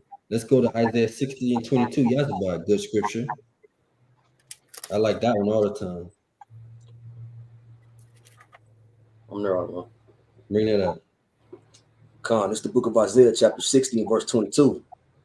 A little one shall become 1,000, and a small one a strong nation. Mm-hmm. I, the Lord, will hasten it in his time. So a little one will become a strong nation, and one shall become 1,000. How if we're not having children? So that scripture is not talking about the kingdom of heaven, right? That's just talking about when you die in the resurrection, you're as the angels. You're not having, marriage, giving in marriage when your spirit move passes on, right? Let's go to Zechariah 8:5.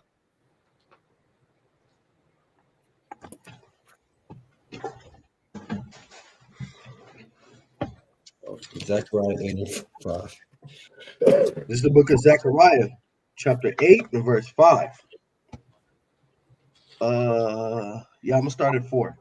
Thus saith the Lord of hosts, there shall yet old man and old women dwell in the streets of Jerusalem, and every man with his staff in his hand for every age. Mm-hmm. And the streets of the city shall be full of boys and girls playing in the streets thereof.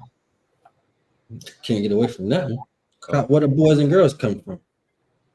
Right, excellent precept. Right, so those are the precepts to cut that. There's a few more as well. You got some in Jeremiah where it talks about 1,000 children.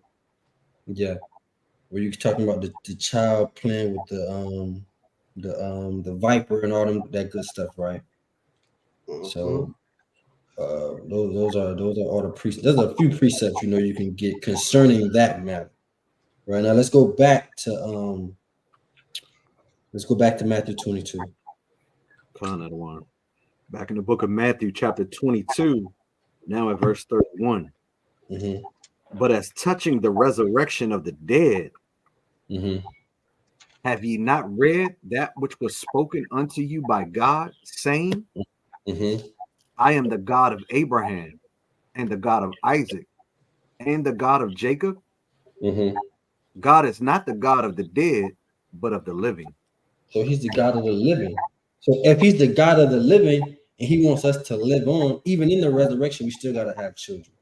So he kind of cut it both ways. Right? But that's a cut to us too. That means even in this life, we got to be the ones that are living, we got to be trying to get right. because he's the God of the living, not the God of the dead. Because who can, like that David said, who can praise thee in the grave? That's right. Can't praise the Most High in the grave. So excellent question, man.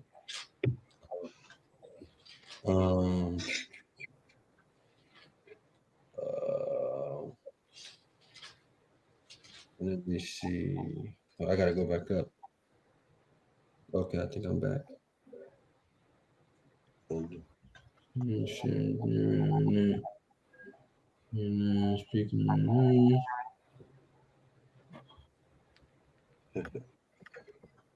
Okay, Ariel said, is there a question? Is there a correlation between the river in Ezekiel 47 and 12 and the river in Revelation 21, 1 and 2? I believe so. Let's get it though.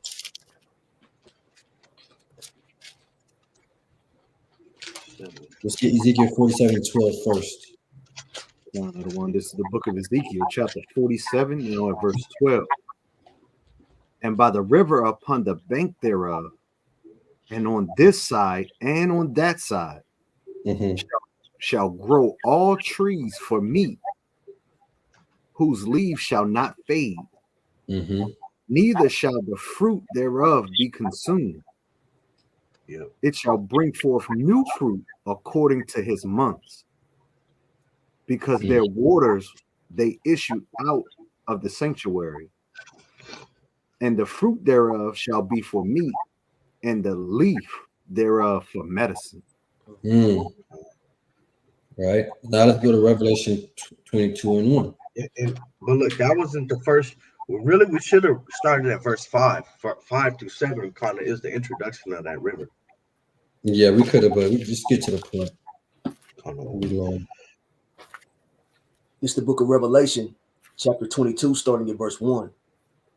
And he shewed me a pure river of water of life, clear as crystal, proceeding out of the throne of God and of the Lamb. Right. In the midst go ahead. In the midst of the street of it, and on either side of the river, was there the tree of life. Right. Which was bare, which bare 12 manner of fruits. Come on. And yielded her fruit every month. Come on. And the leaves of the tree were of the healing of the nations. Right. So very similar. Definitely correlate, because it said this tree, right, will never not yield the fruit, and the fruit is going to be for what? Meat, and the leaves thereof for medicine. Same thing said different. Same thing said different. Good question, Mark. That's a good question. Absolutely. Let's go to Highlander. Let can one of the soldiers break this down? See what y'all got. Let's read that. It's a good question. This is straight wisdom right here.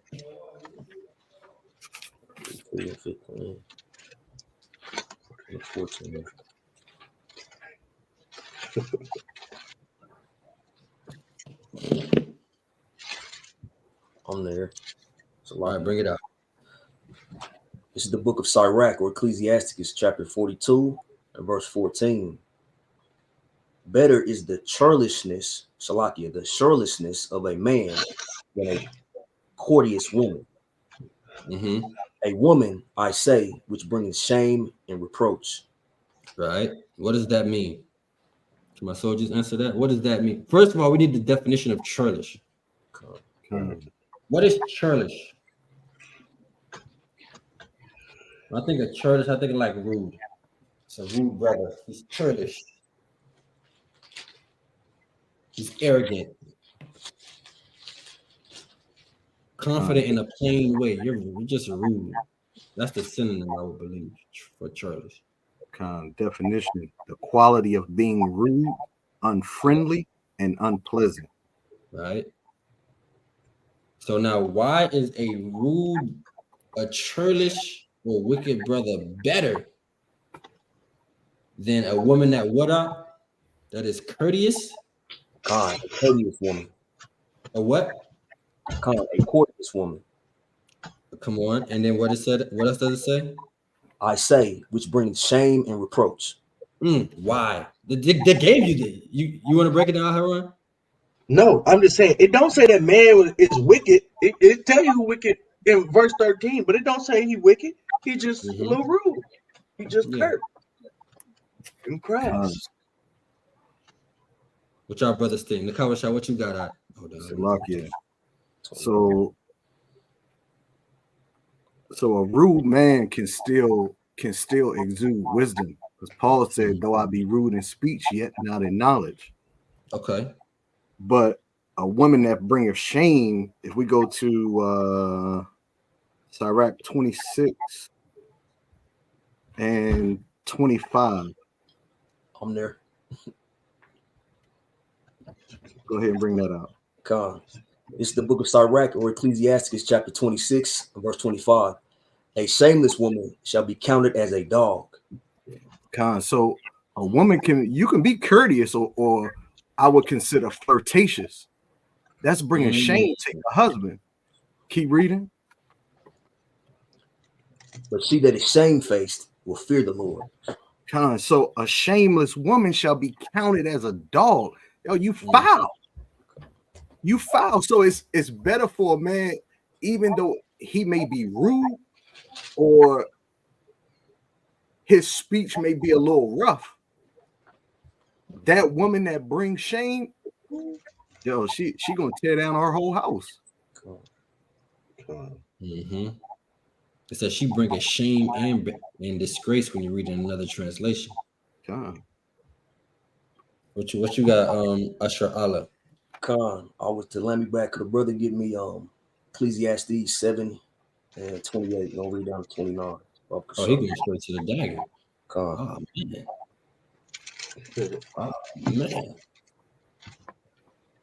You said Ecclesiastes 7? Khan, I don't want. Okay.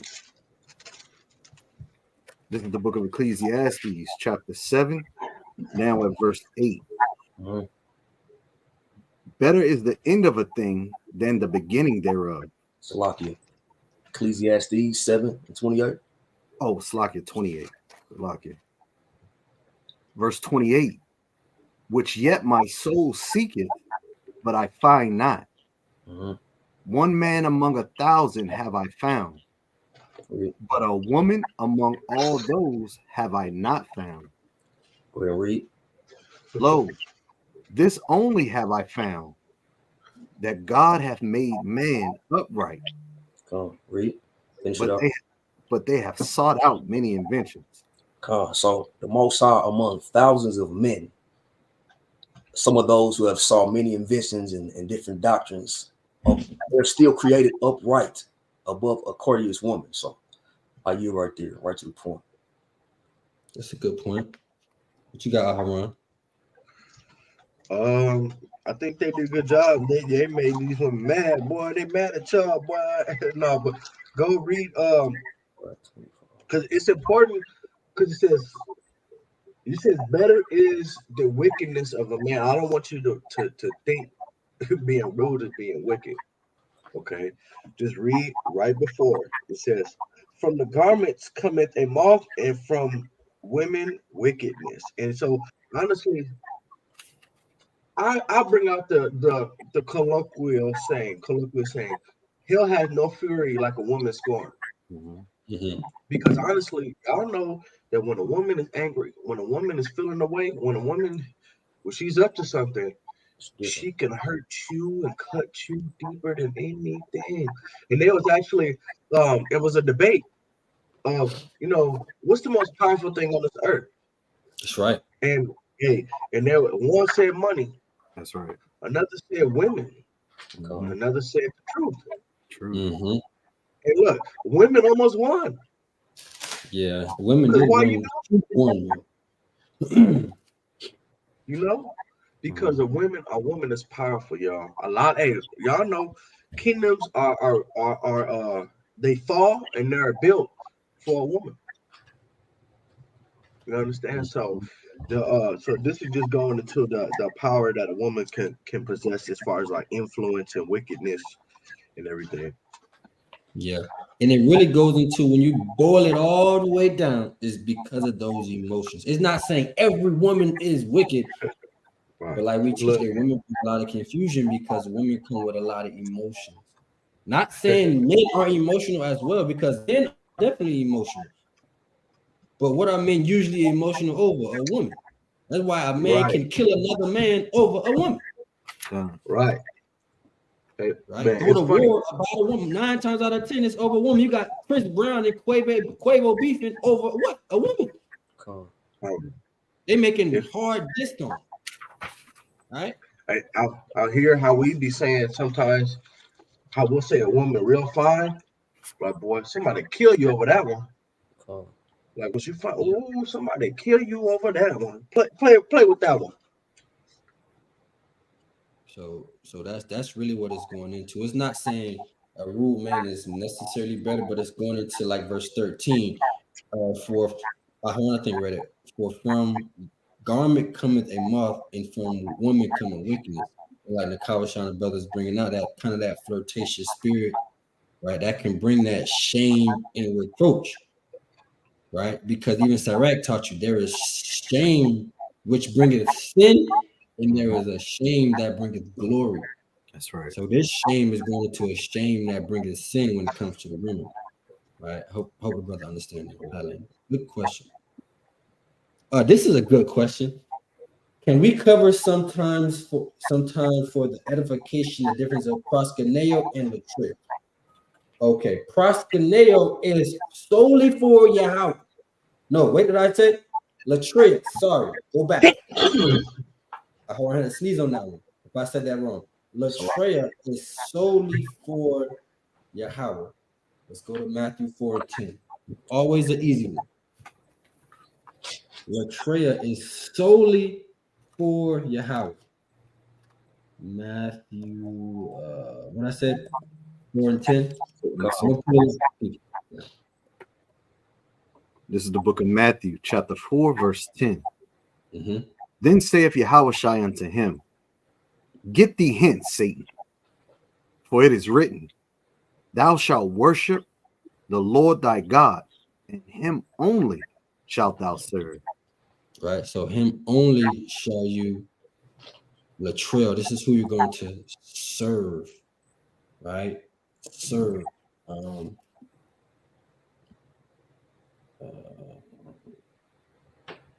on. Let me share this screen. Right here. Here you go, sis. So everybody in the chat, I need to know this, anyways. We got latreo right here. Right. Serve, worship, do the service, worshiper. To serve for hire, to serve, minister, either to God, men use alike slave freedom. In the New Testament, here's the key, right? To render religious service or homage, to worship God, right? Right, so that's latreo, meaning to pay homage to the Most High, right? Do service to serve the Most High, right? So in Matthew 4:10, that's going into the word for serve. It's going to be latreo, right? But let's go to Mark. Let's go to Mark 5 and 6.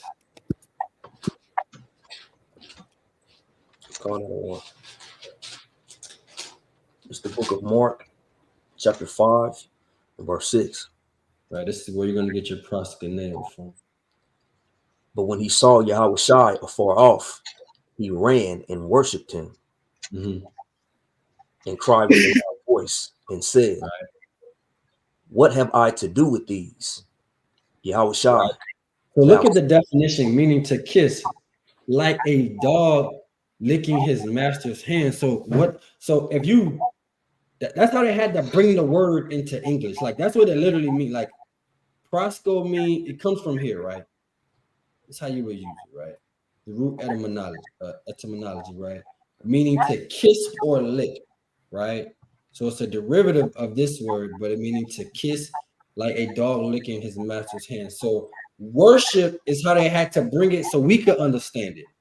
But it literally just means doing obedience like the dog. He's going to come lick your hand, right? He's bowing to you. You can do that to any man. It's right? the difference of the reverence that you would give your father and one that Yes. you would give the Lord. Yes. Right. That's all that is. That's a good question, sis. That could be a lesson also. Hey, we might have to write that down in the Bar4Bar. We're gonna make a Bar4Bar notes, and we're gonna have lessons that we're gonna touch. That's a class. That's a class we could do. Excellent question. And there's a lot of resources on that. A lot of resources. They said, would a skin ball fade?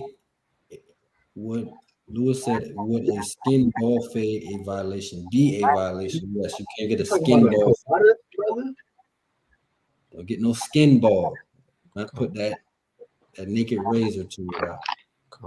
Here goes Nicoria. Put the precept right here for you. Right. This is the woman wearing pants. Wait. Will straight women wearing pants will go to hell? Rephrase that question. I assume you're talking about wearing pants, right? At some jobs, you're required to wear pants. You know, I wouldn't say she's going to go to hell for that. But we say put on a dress at SOT. You could wear tights under, right? But we say put on a dress. Let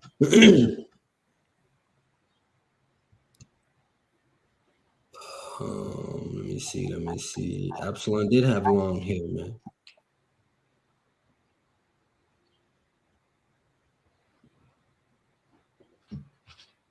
Okay, this is a good question. Right, the sister says, Shalawam, I threw out all my jeans a few months ago. All praises, sis. I only wear skirts now. I'm now seeing the type of mixed fabrics. I'm worried I broke the fabric law. What are your thoughts? All right. Let's get the law on mixed fabrics first. Deuteronomy 22:11. Yes. Go ahead, Could a brother get that 22:11? You got it? Con, I'm there. You gonna break it down? I'll read it. I'll read it for you. This is the book of Deuteronomy, chapter 22 and verse 11. Thou shalt not wear a garment of diverse sorts, as of woolen and linen together. So the law is going to specifically just wool and linen being mixed together. It's not talking about any other fabrics. So it's not a requirement if you have polyester and any other fabrics that are blended together. It's just strictly woolen and linen. And also this was going into Levitical priesthoods garments as well. So it's not so much how we address it in our attire today, but it's just woolen and linen. Are you? That's a good point, right? And that's very simple. Like, however, right? Am I saying if it's the same dress, right? And one of them is 100% and the other one is 60-40, which one should you buy? 100%. That's what I would do. That's what I would do. I would buy that 100% cotton. But don't get so tied up in it because you can't get away. Like men, if you have boxers or something, you're gonna have, different fabrics in that. Your shoes is gonna have a plethora of different fabrics intertwined in it, right? And you gotta honestly say if it's woven together too. A lot of it's really not woven; it's just mixed fabrics. So that's just I would say if you can find 100%, but don't go crazy like I gotta throw everything out. No, right? Because even our garments, or our garments got this cloth, right? And then it got leather, right? Is that a problem? And then it got gemstones on it, right? That had to be sewn with a cotton, right? Leather and cotton, right? So don't go crazy, right? A lot of your fringes are gonna. I'm not saying you can't find 100% fringes, but a lot of fringes are usually 60% polyester, 40% cotton. And then your ribbon of blue might be 100% polyester, right? Then your cloth might be, your the how you sew it, right? The lining might be 100% cotton. So you just gotta You just gotta, pay attention to it, but don't kill yourself over it. If you want to wear 100% everything, go ahead, right? But don't say a brother or a sister is going off because they got, their fringes might be 100%, 60 and 40. You kind of using the law as a hammer, I would say at that point, because the law is not necessarily talking. It told you what it was talking about. But go ahead. Real quick, so one brother gave me Leviticus 19 and 19, but also, like I don't want to say it, watch for garment, because there's some garments that's like this is 100% leather and this is 100% cotton, and I sewn the leather onto the cotton. That's not a blend. That's not blended. Yeah. That's one. Two, if you look into history, it's a history because ham, what they used to do is they used to try to sell you something as 100% cotton or 100% this, and it wouldn't be that. They used to put lesser fabrics in there and then try to sell it to you, and used to try to cheat people that way. If you look at the history of it, okay, right. And most high, he did not want that. Give me that in 19 and 19 to show that it's kind of specific to linen and wool, right? This is the book of Leviticus, chapter 19, verse 19. Ye shall keep my statutes. Thou shalt not let thy cattle gender with diverse kinds. Thou shalt not sow thy field with mingled seed. Neither shall a garment mingled of linen and woolen come upon thee. So linen and wool cannot come upon me. Also, if you look into the history, I can't remember all the specific details, but that garment, when you mix linen and wool together, it could create a mold. It could actually it harbors like some disease over time, and so it could render you unclean. But like I said, because I had kind of got real deep into this, because when I first came in, I'm like, brother, I was mad. I couldn't wear anything, And so I looked into this. Might be something to look into more of the history again. But I mean, hey, I try to get 100%. So if you can, do it. Do it. It's a lot. It's a lot of examples. So like for instance, if you want to like blanks, so like t-shirts go with Pro 5. If you want hoodies, go with gilded. Like I know they got some good blank hoodies though. The quality is high. They're just expensive. They call Rue Porter, RUEPORTER, in LA. But there or American Apparel, we have some nice blanks that's 100% too. So if Excellent point. Another question. Good question, sis. All praises, sis, that she still wear the pants. That's right. Jay Lewis said, what's your take on 1 Corinthians 8? Do you think Paul is saying that it's okay to eat food to idols? Because I don't see that what he is saying. What do you think he's saying? I mean, he kind of explained it, right? He say, let's get that. Let's go to 1 Corinthians 8. This is the book of 1 Corinthians, chapter 8, and verse 8. Mm-hmm. But meat commendeth us not to God, for neither. Go to start at 7. This is the book of 1 Corinthians. Start at 4. Chapter 8, now at verse 4. As concerning, therefore, the eating of those things that are offered in sacrifice unto idols, we know that an idol is nothing in the world. What is nothing. So the real teaching here is, bro, that mess don't even exist. Like Yahweh was the true God. That's why read verse 3. Watch. But if any man love God, the same is known of him. So Yahweh knows that you're not worshiping this idol when you go eat at a Chinese restaurant that got Buddha there. You're not even acknowledging it.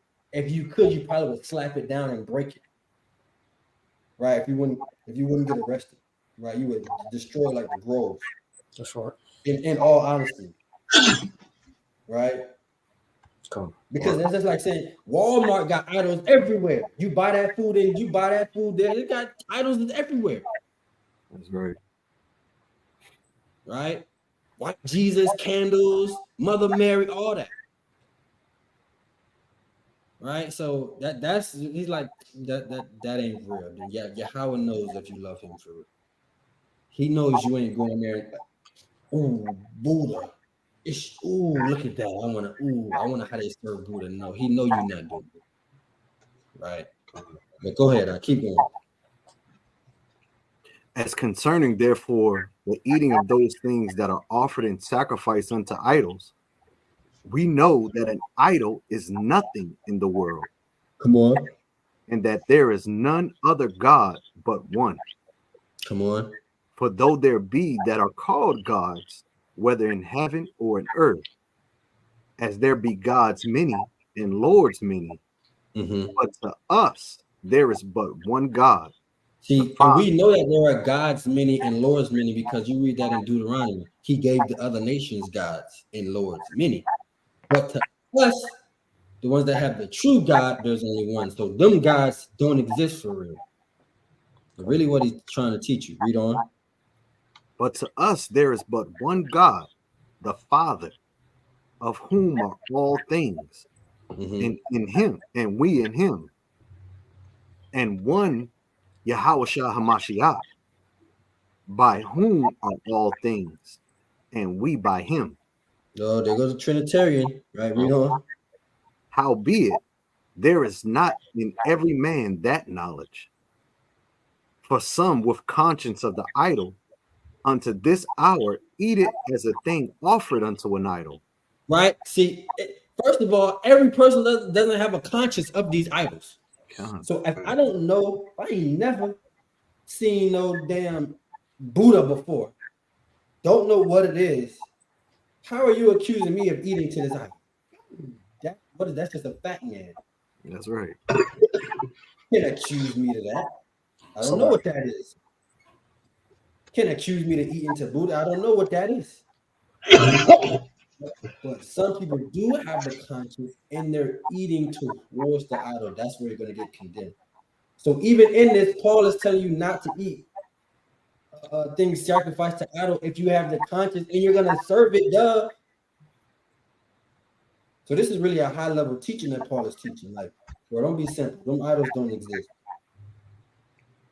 However, if you go in there and you tempted to serve the idol and worship it and eat for it, don't brother, stay your ass about that.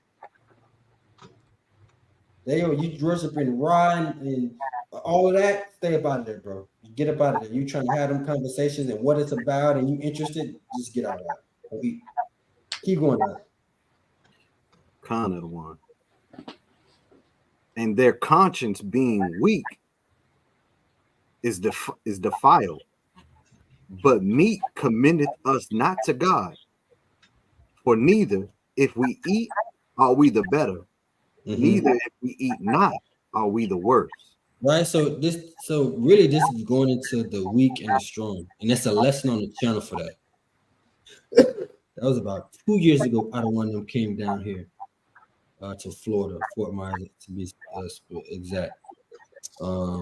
And we did a lesson on the weak and the strong. Go watch that lesson, Brother Jerry. Go ahead, Aaron. Hey, guess what, y'all? Do you know that every time you go to a Moabite-owned store, whether it's Louisiana chicken or Chinese food, and you see that golden cat, that's their idol. Did you know that halal food that you think you're getting better at? Do you know that that's called halal because they praying to some Muhammad guy? Yeah. Did you know that? Y'all know if y'all work in a restaurant owned by Moabites, they got, and one of them is crazy. I'm like, y'all tripping. A lot of times they'll actually cook food first, the first food from that day, they'll put it down there with their idol. With that little golden cat and that little stuff, they'll put it down there because that's what they're doing. Did you know that? You didn't, but you ate it. And you hear right now, keeping law, statutes, and commandments. Ain't that crazy? So just spiritual. Good point. Is there specific sites where I can find historical Hebrew books on the past? You got Maccabean Mindset right here. Right. Maccabees Mindset soon. Website is coming soon. Stay tuned. Come on. How he did that? Check the private chat. Yep. There you go. What else?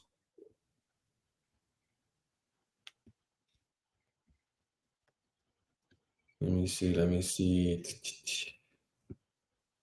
That goes in the horoscopes. That's right. Talking about Leviticus 19:26.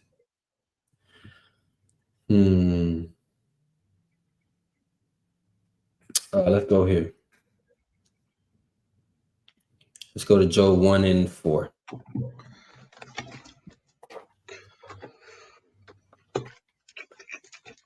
On everyone on his day.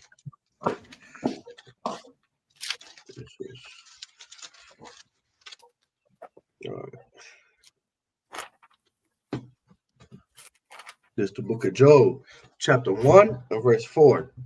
Mm-hmm. And his sons went and feasted in their houses, every one his day, and sent and called for their 3 sisters to eat and drink with them. And it was so, when the days of their feasting were gone about, that Job sent and sanctified them, and rose up in the morning and offered burnt offerings according to the number of them all. For Job said, it may be that my sons have sinned and cursed God in their hearts. Thus did Job continually. Right. So that is very straightforward. A lot of brothers say that's talking about the birthday. However, it didn't say that specifically. It just said their feast. That could have been a party at my house this week, party at your house next week. And then Job told you why he sacrificed. Not because they were celebrating birthdays, but they probably could have got toe up, right, and was cursing at the mouth of the Most High's name. Right? And cursed them in their hearts. For whatever reason, they lost that humility. Yeah, they lost that humility and started smelling themselves. And said, it could think of, like, that's why David said, look, don't give me too much or too little. Because if too much, I might curse thee and forget thee. Or too little, I might, go off. Yeah. Excellent. Good question. So we don't necessarily say that's the birthday.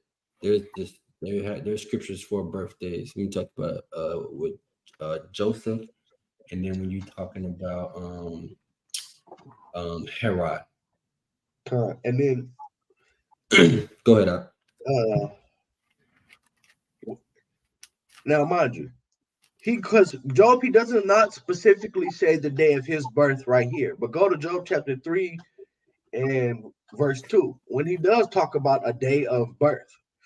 So I just be wondering, so if it was definitely birthday, why did he say it in chapter 3 and not in chapter 1? Go ahead, chapter 3 and 3.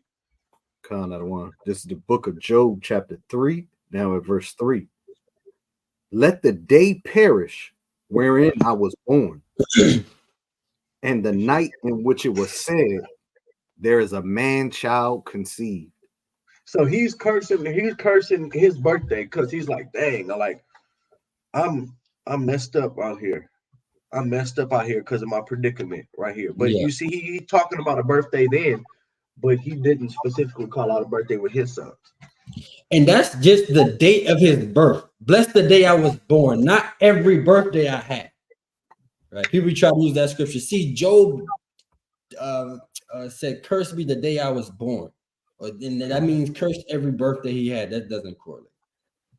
That's just saying curse the day I was born, because look at what I'm going through.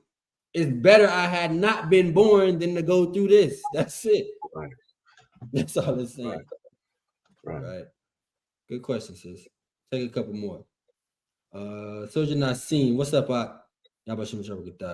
Are the works of Josephus one of those pseudo-petrographical books, or is it Bible source?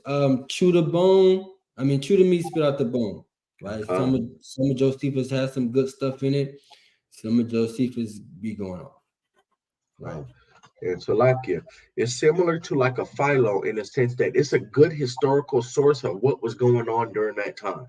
It's a good historical source to say, oh, this is how the Israelites practically apply what we see here. So Josephus, similar to Philo, is good for historical reference. However, don't get so caught up in it that you start going off in doctrines and everything, right? Mm-hmm.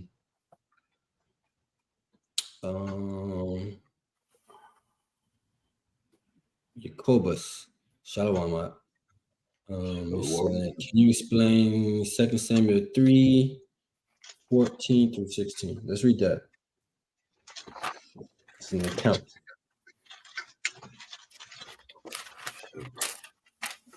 3:14. Found that one. This is the book of 2 Samuel, chapter 3, now at verse 14. And David sent messengers unto Ishbosheth, Saul's son, saying, deliver me my wife, Michal, which I espoused to me for 100 foreskin of the Philistines. Mm-hmm. And Ishbosheth sent and took her from her husband, even from Philatiel, the son of Laish. And her husband went with her along, weeping behind her, to Bahurim. Right. So obviously, so if you got to go back into the account, right, where Saul made David go get 100 of the foreskins of the Philistines, and then Michal became David's wife. But then when David and Saul started having that feud, Saul basically allowed her to go be with another man, right? In very simple terms. But I'm not sure what's your question. Like, you got to act like, what's your question here? What verse? Where is you confused? I think he just wants to understand the account. I think it's, to me, it's straightforward. You know, David look, give me my rib back, and he said, you got to read this account. Yeah, you got to read the account. You got to get the history too. Like, you got to go back into 1 Samuel. You got to get the history. You got something for my Haram? No, I'm just saying, yeah. Read this account, because basically Saul was mad and he was hating on David because the spirit was no longer with Saul. So it became his business to try to sabotage the house of David. You see? Yeah. And look, the context of this is verse 1. It says what? Now, there was a long war between the house of Saul and the house of David, but David waxed stronger and stronger, and the house of Saul waxed weaker and weaker. You see? So it was a war, it was a feud between the two houses of Benjamin and Judah. You can see that playing out all throughout Asael, Abner, etc., etc. Oh, so crazy. You understand that, you know what's going on. Don said, how long will we be in heaven with Yahushua, in the heaven that Yahushua has prepared us a place? The scripture say 1,000-year reign, if that's what you're speaking of. Now, is that a literal 1,000 years, or is that just a expand of time? It's hard to say. Then after that time, we return to earth and subsequently resume our original assignment as mankind was intended. Then we'll be forever with the Lord, and then we will be running this earth, as the scriptures say. We, the Israelites, will be back in their rightful place as rulers of the entire planet, right? Under the law, statutes, and commandments, and under the chief general, right, Yahushua, and under the creator, the most high Yahweh. That's how that's going to work. Lord willing, we get to see that. Can you use resurrection and regeneration interchangeably? Not really. Regeneration is basically coming back, and resurrection is like life after death. Where does our souls go after we die? Nakai, shall answer that question. The scripture says that our spirit goes back to the Lord. That's easy. You got the precept? I can get it. Bring that out.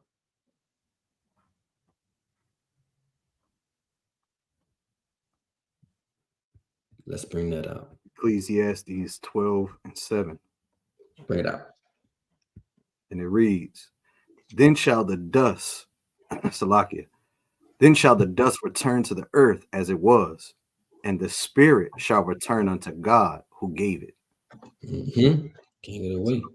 So the body decays and goes back to the dust.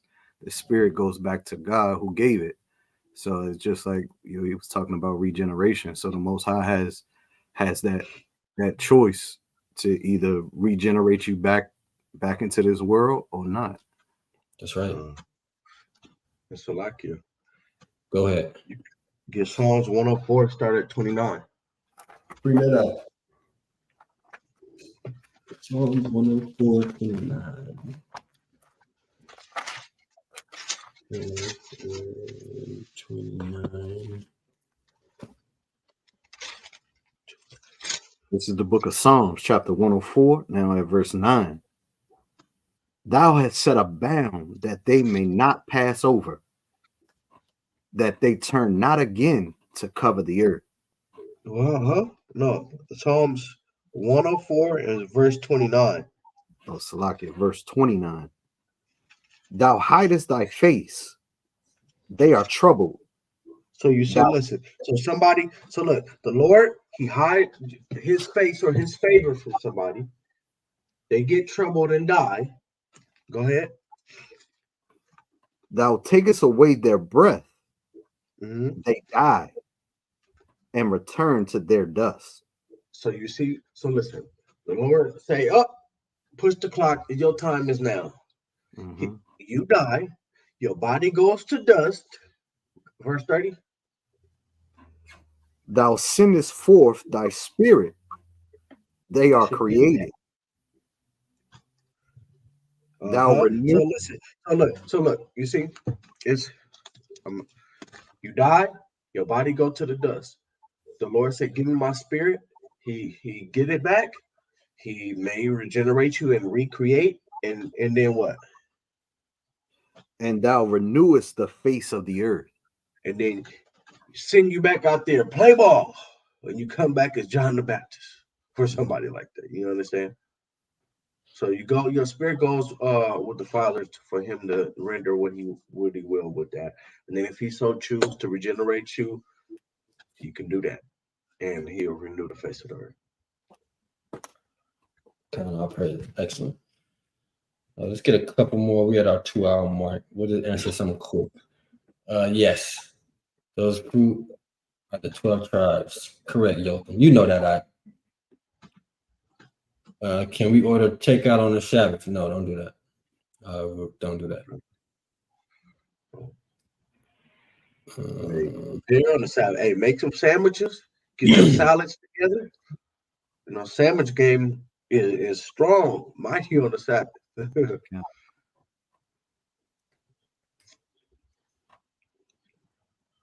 I would prefer you order the day before and then just warm it up. People gonna kill us about that, but whatever.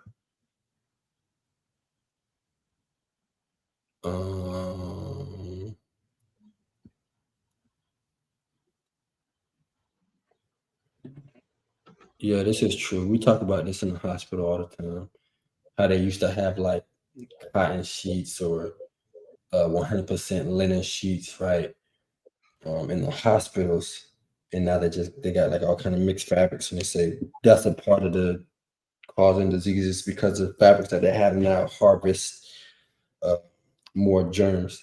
If you ever go to the hospital and you worry about the fabric, just say you got allergies, and they'll give you a brand new, like hypoallergenic linen, the whole bed, the gown, everything. They should have it, right? Because all that stuff is reused, everything.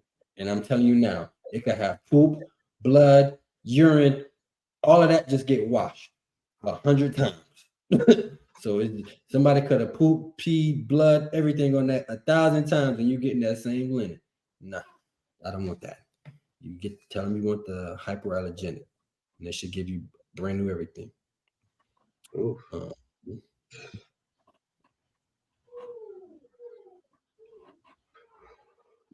We'll end with this one, right? The sister said, I want to celebrate my birthday. I want to celebrate. I'm just messing with you, sis. The law is not against celebrating your birthday in a sense where you can't acknowledge it. You can acknowledge your birthday. If you want to go out to eat on your birthday, go out to eat. It's just going out to eat on any other day. All right? But don't make your birthday 100% about me. Now you got a damn cake. Everybody's seeing you happy birthday. You don't put the cone hat on. I'll be not doing that. You don't want it to be worship. You don't want to be seen like you're worshiping yourself. You're looking for self-worship, because I think at my job, this is how you know how serious people take birthdays. There was a brother at my job. He said, I am not going to buy my daughter nothing, and I'm not going to talk to my daughter for the rest of this week because she didn't tell me happy birthday. I said, nigga, it's just a birthday. Right. Then they come to me, you know, my partners at my job, right?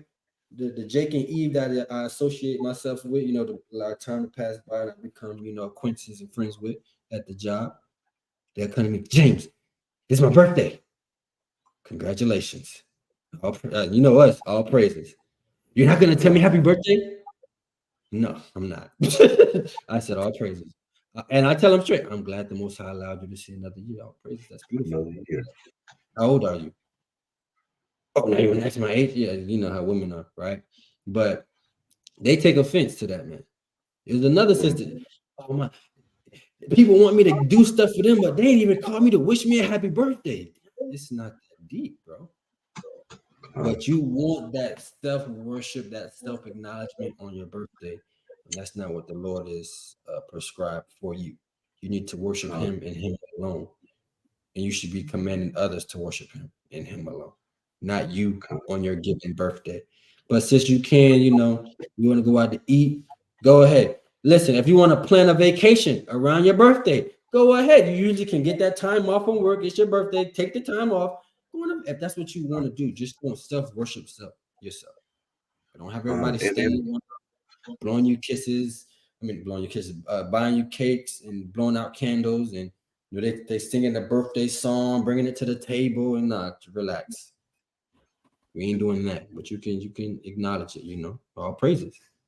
That's good. You obviously somebody had to be counting birthdays because we got the number of years people were alive. So people had to be keeping count some kind of way, right? And it feels good, you know. And I get, because I know how I feel when I turn another age. I feel good. Oh, praise, man. You feel good inside. So pretty sure our forefathers felt the same way. Go ahead,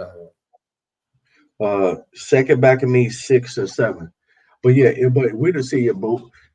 Where it become a problem is that self-worship, and like, yeah, celebrating. Hey, the Lord has given me another year. Don't have no candles, no incense and candles, and doing all it, because when you understand the candles and the incense and that tradition, because why is there a tradition of having a cake with candles? If you understand, that goes back to more of a pagan tradition. Don't do those things. You can celebrate the Lord giving you another year, but do not A, do the pagan traditions, or B, get into that self-worship. Give me that, Baba Sean. This is the book of 2 Maccabees, chapter 6, now at verse 7. Start at 6. Verse 6. Neither was it lawful for a man to keep Sabbath days or ancient feasts, or to profess himself at all to be a Jew. So listen, we couldn't. We know when the Maccabees came and they took over, we couldn't say that we're Israelites. We couldn't keep the Sabbath. We could not keep the law.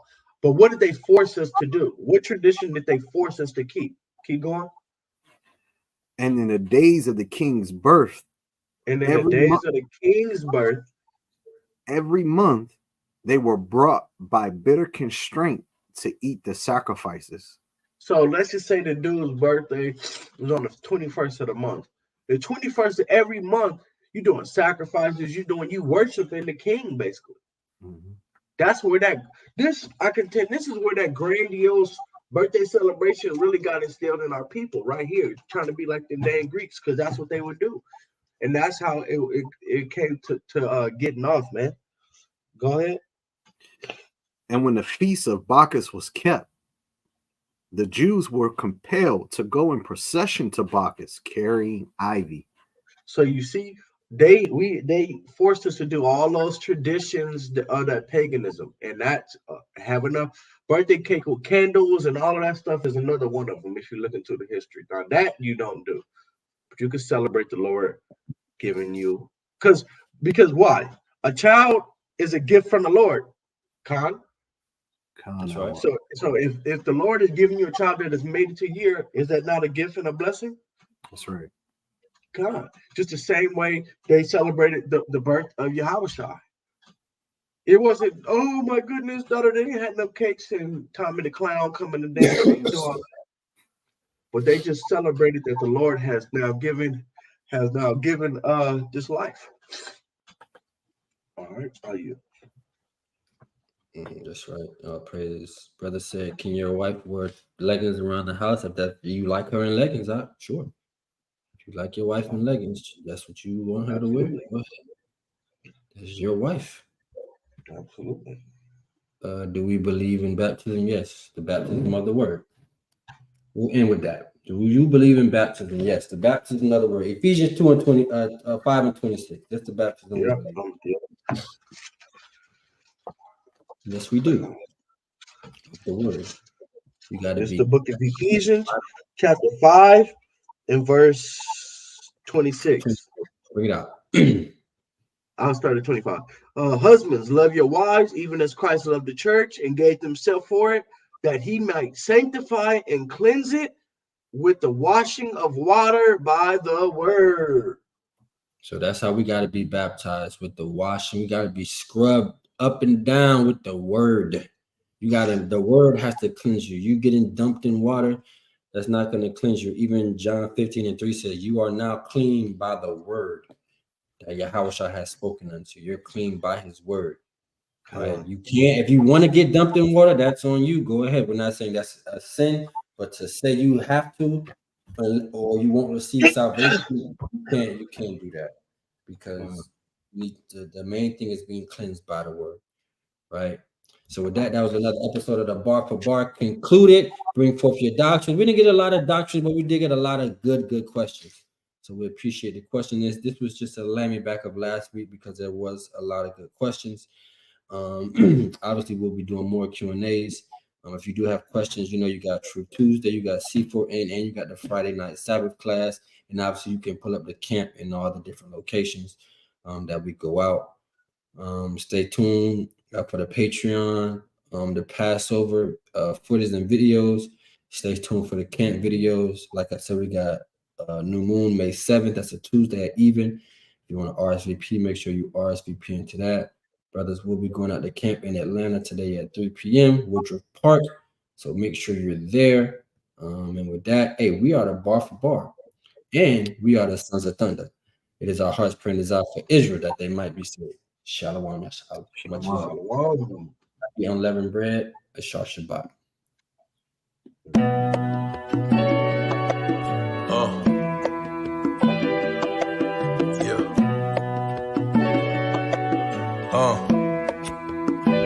I just need a little faith in the Most High. He order all the steps I take. Time may get weary, but I gotta keep the pace. The clock is ticking, day of the Lord ain't gon' wait. I will walk the water for your grace.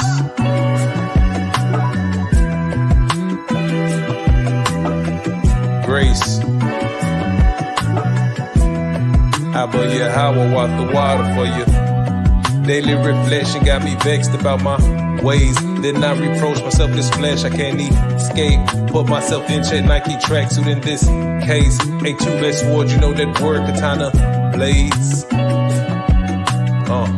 Blades cut me asunder so my carnal mind don't blunder. Thank the Most High for SOT, I'm out that slumber. I pray I'm of the multitude that you can't number.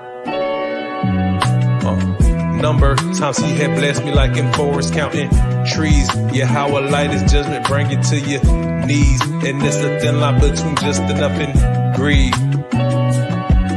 Yeah, greed. I'm hungry for some righteous knowledge, I'm intrigued. Instruct on how to make it better for our seed. Loving your people, it's just more than a good deed. Seasons we got crabby with each other, disobeyed. So he put a nation over us, men that were base. They pervert the truth, they full of hate, they reprobates. Truth he made us all, but us and you can't conflate. Both found in the ditch when the fool tries to lead the blind. To be upright man, perfect the laws and be divine. Take me through that fire, a new mind to be refined. Even if at night the light hit gold, we still gon' shine. We still gon', yeah. You got that title that don't make you a good leader. You think your followers be gassing you, that's ether. He's pimping past the McIntyre congregation's Reba. Yeah, I see it. The wicked prosper, don't get caught up with the allure. A constant thought is when our nation gon' get restored. Search for the answers, keep the laws at the end, endure. Yeah.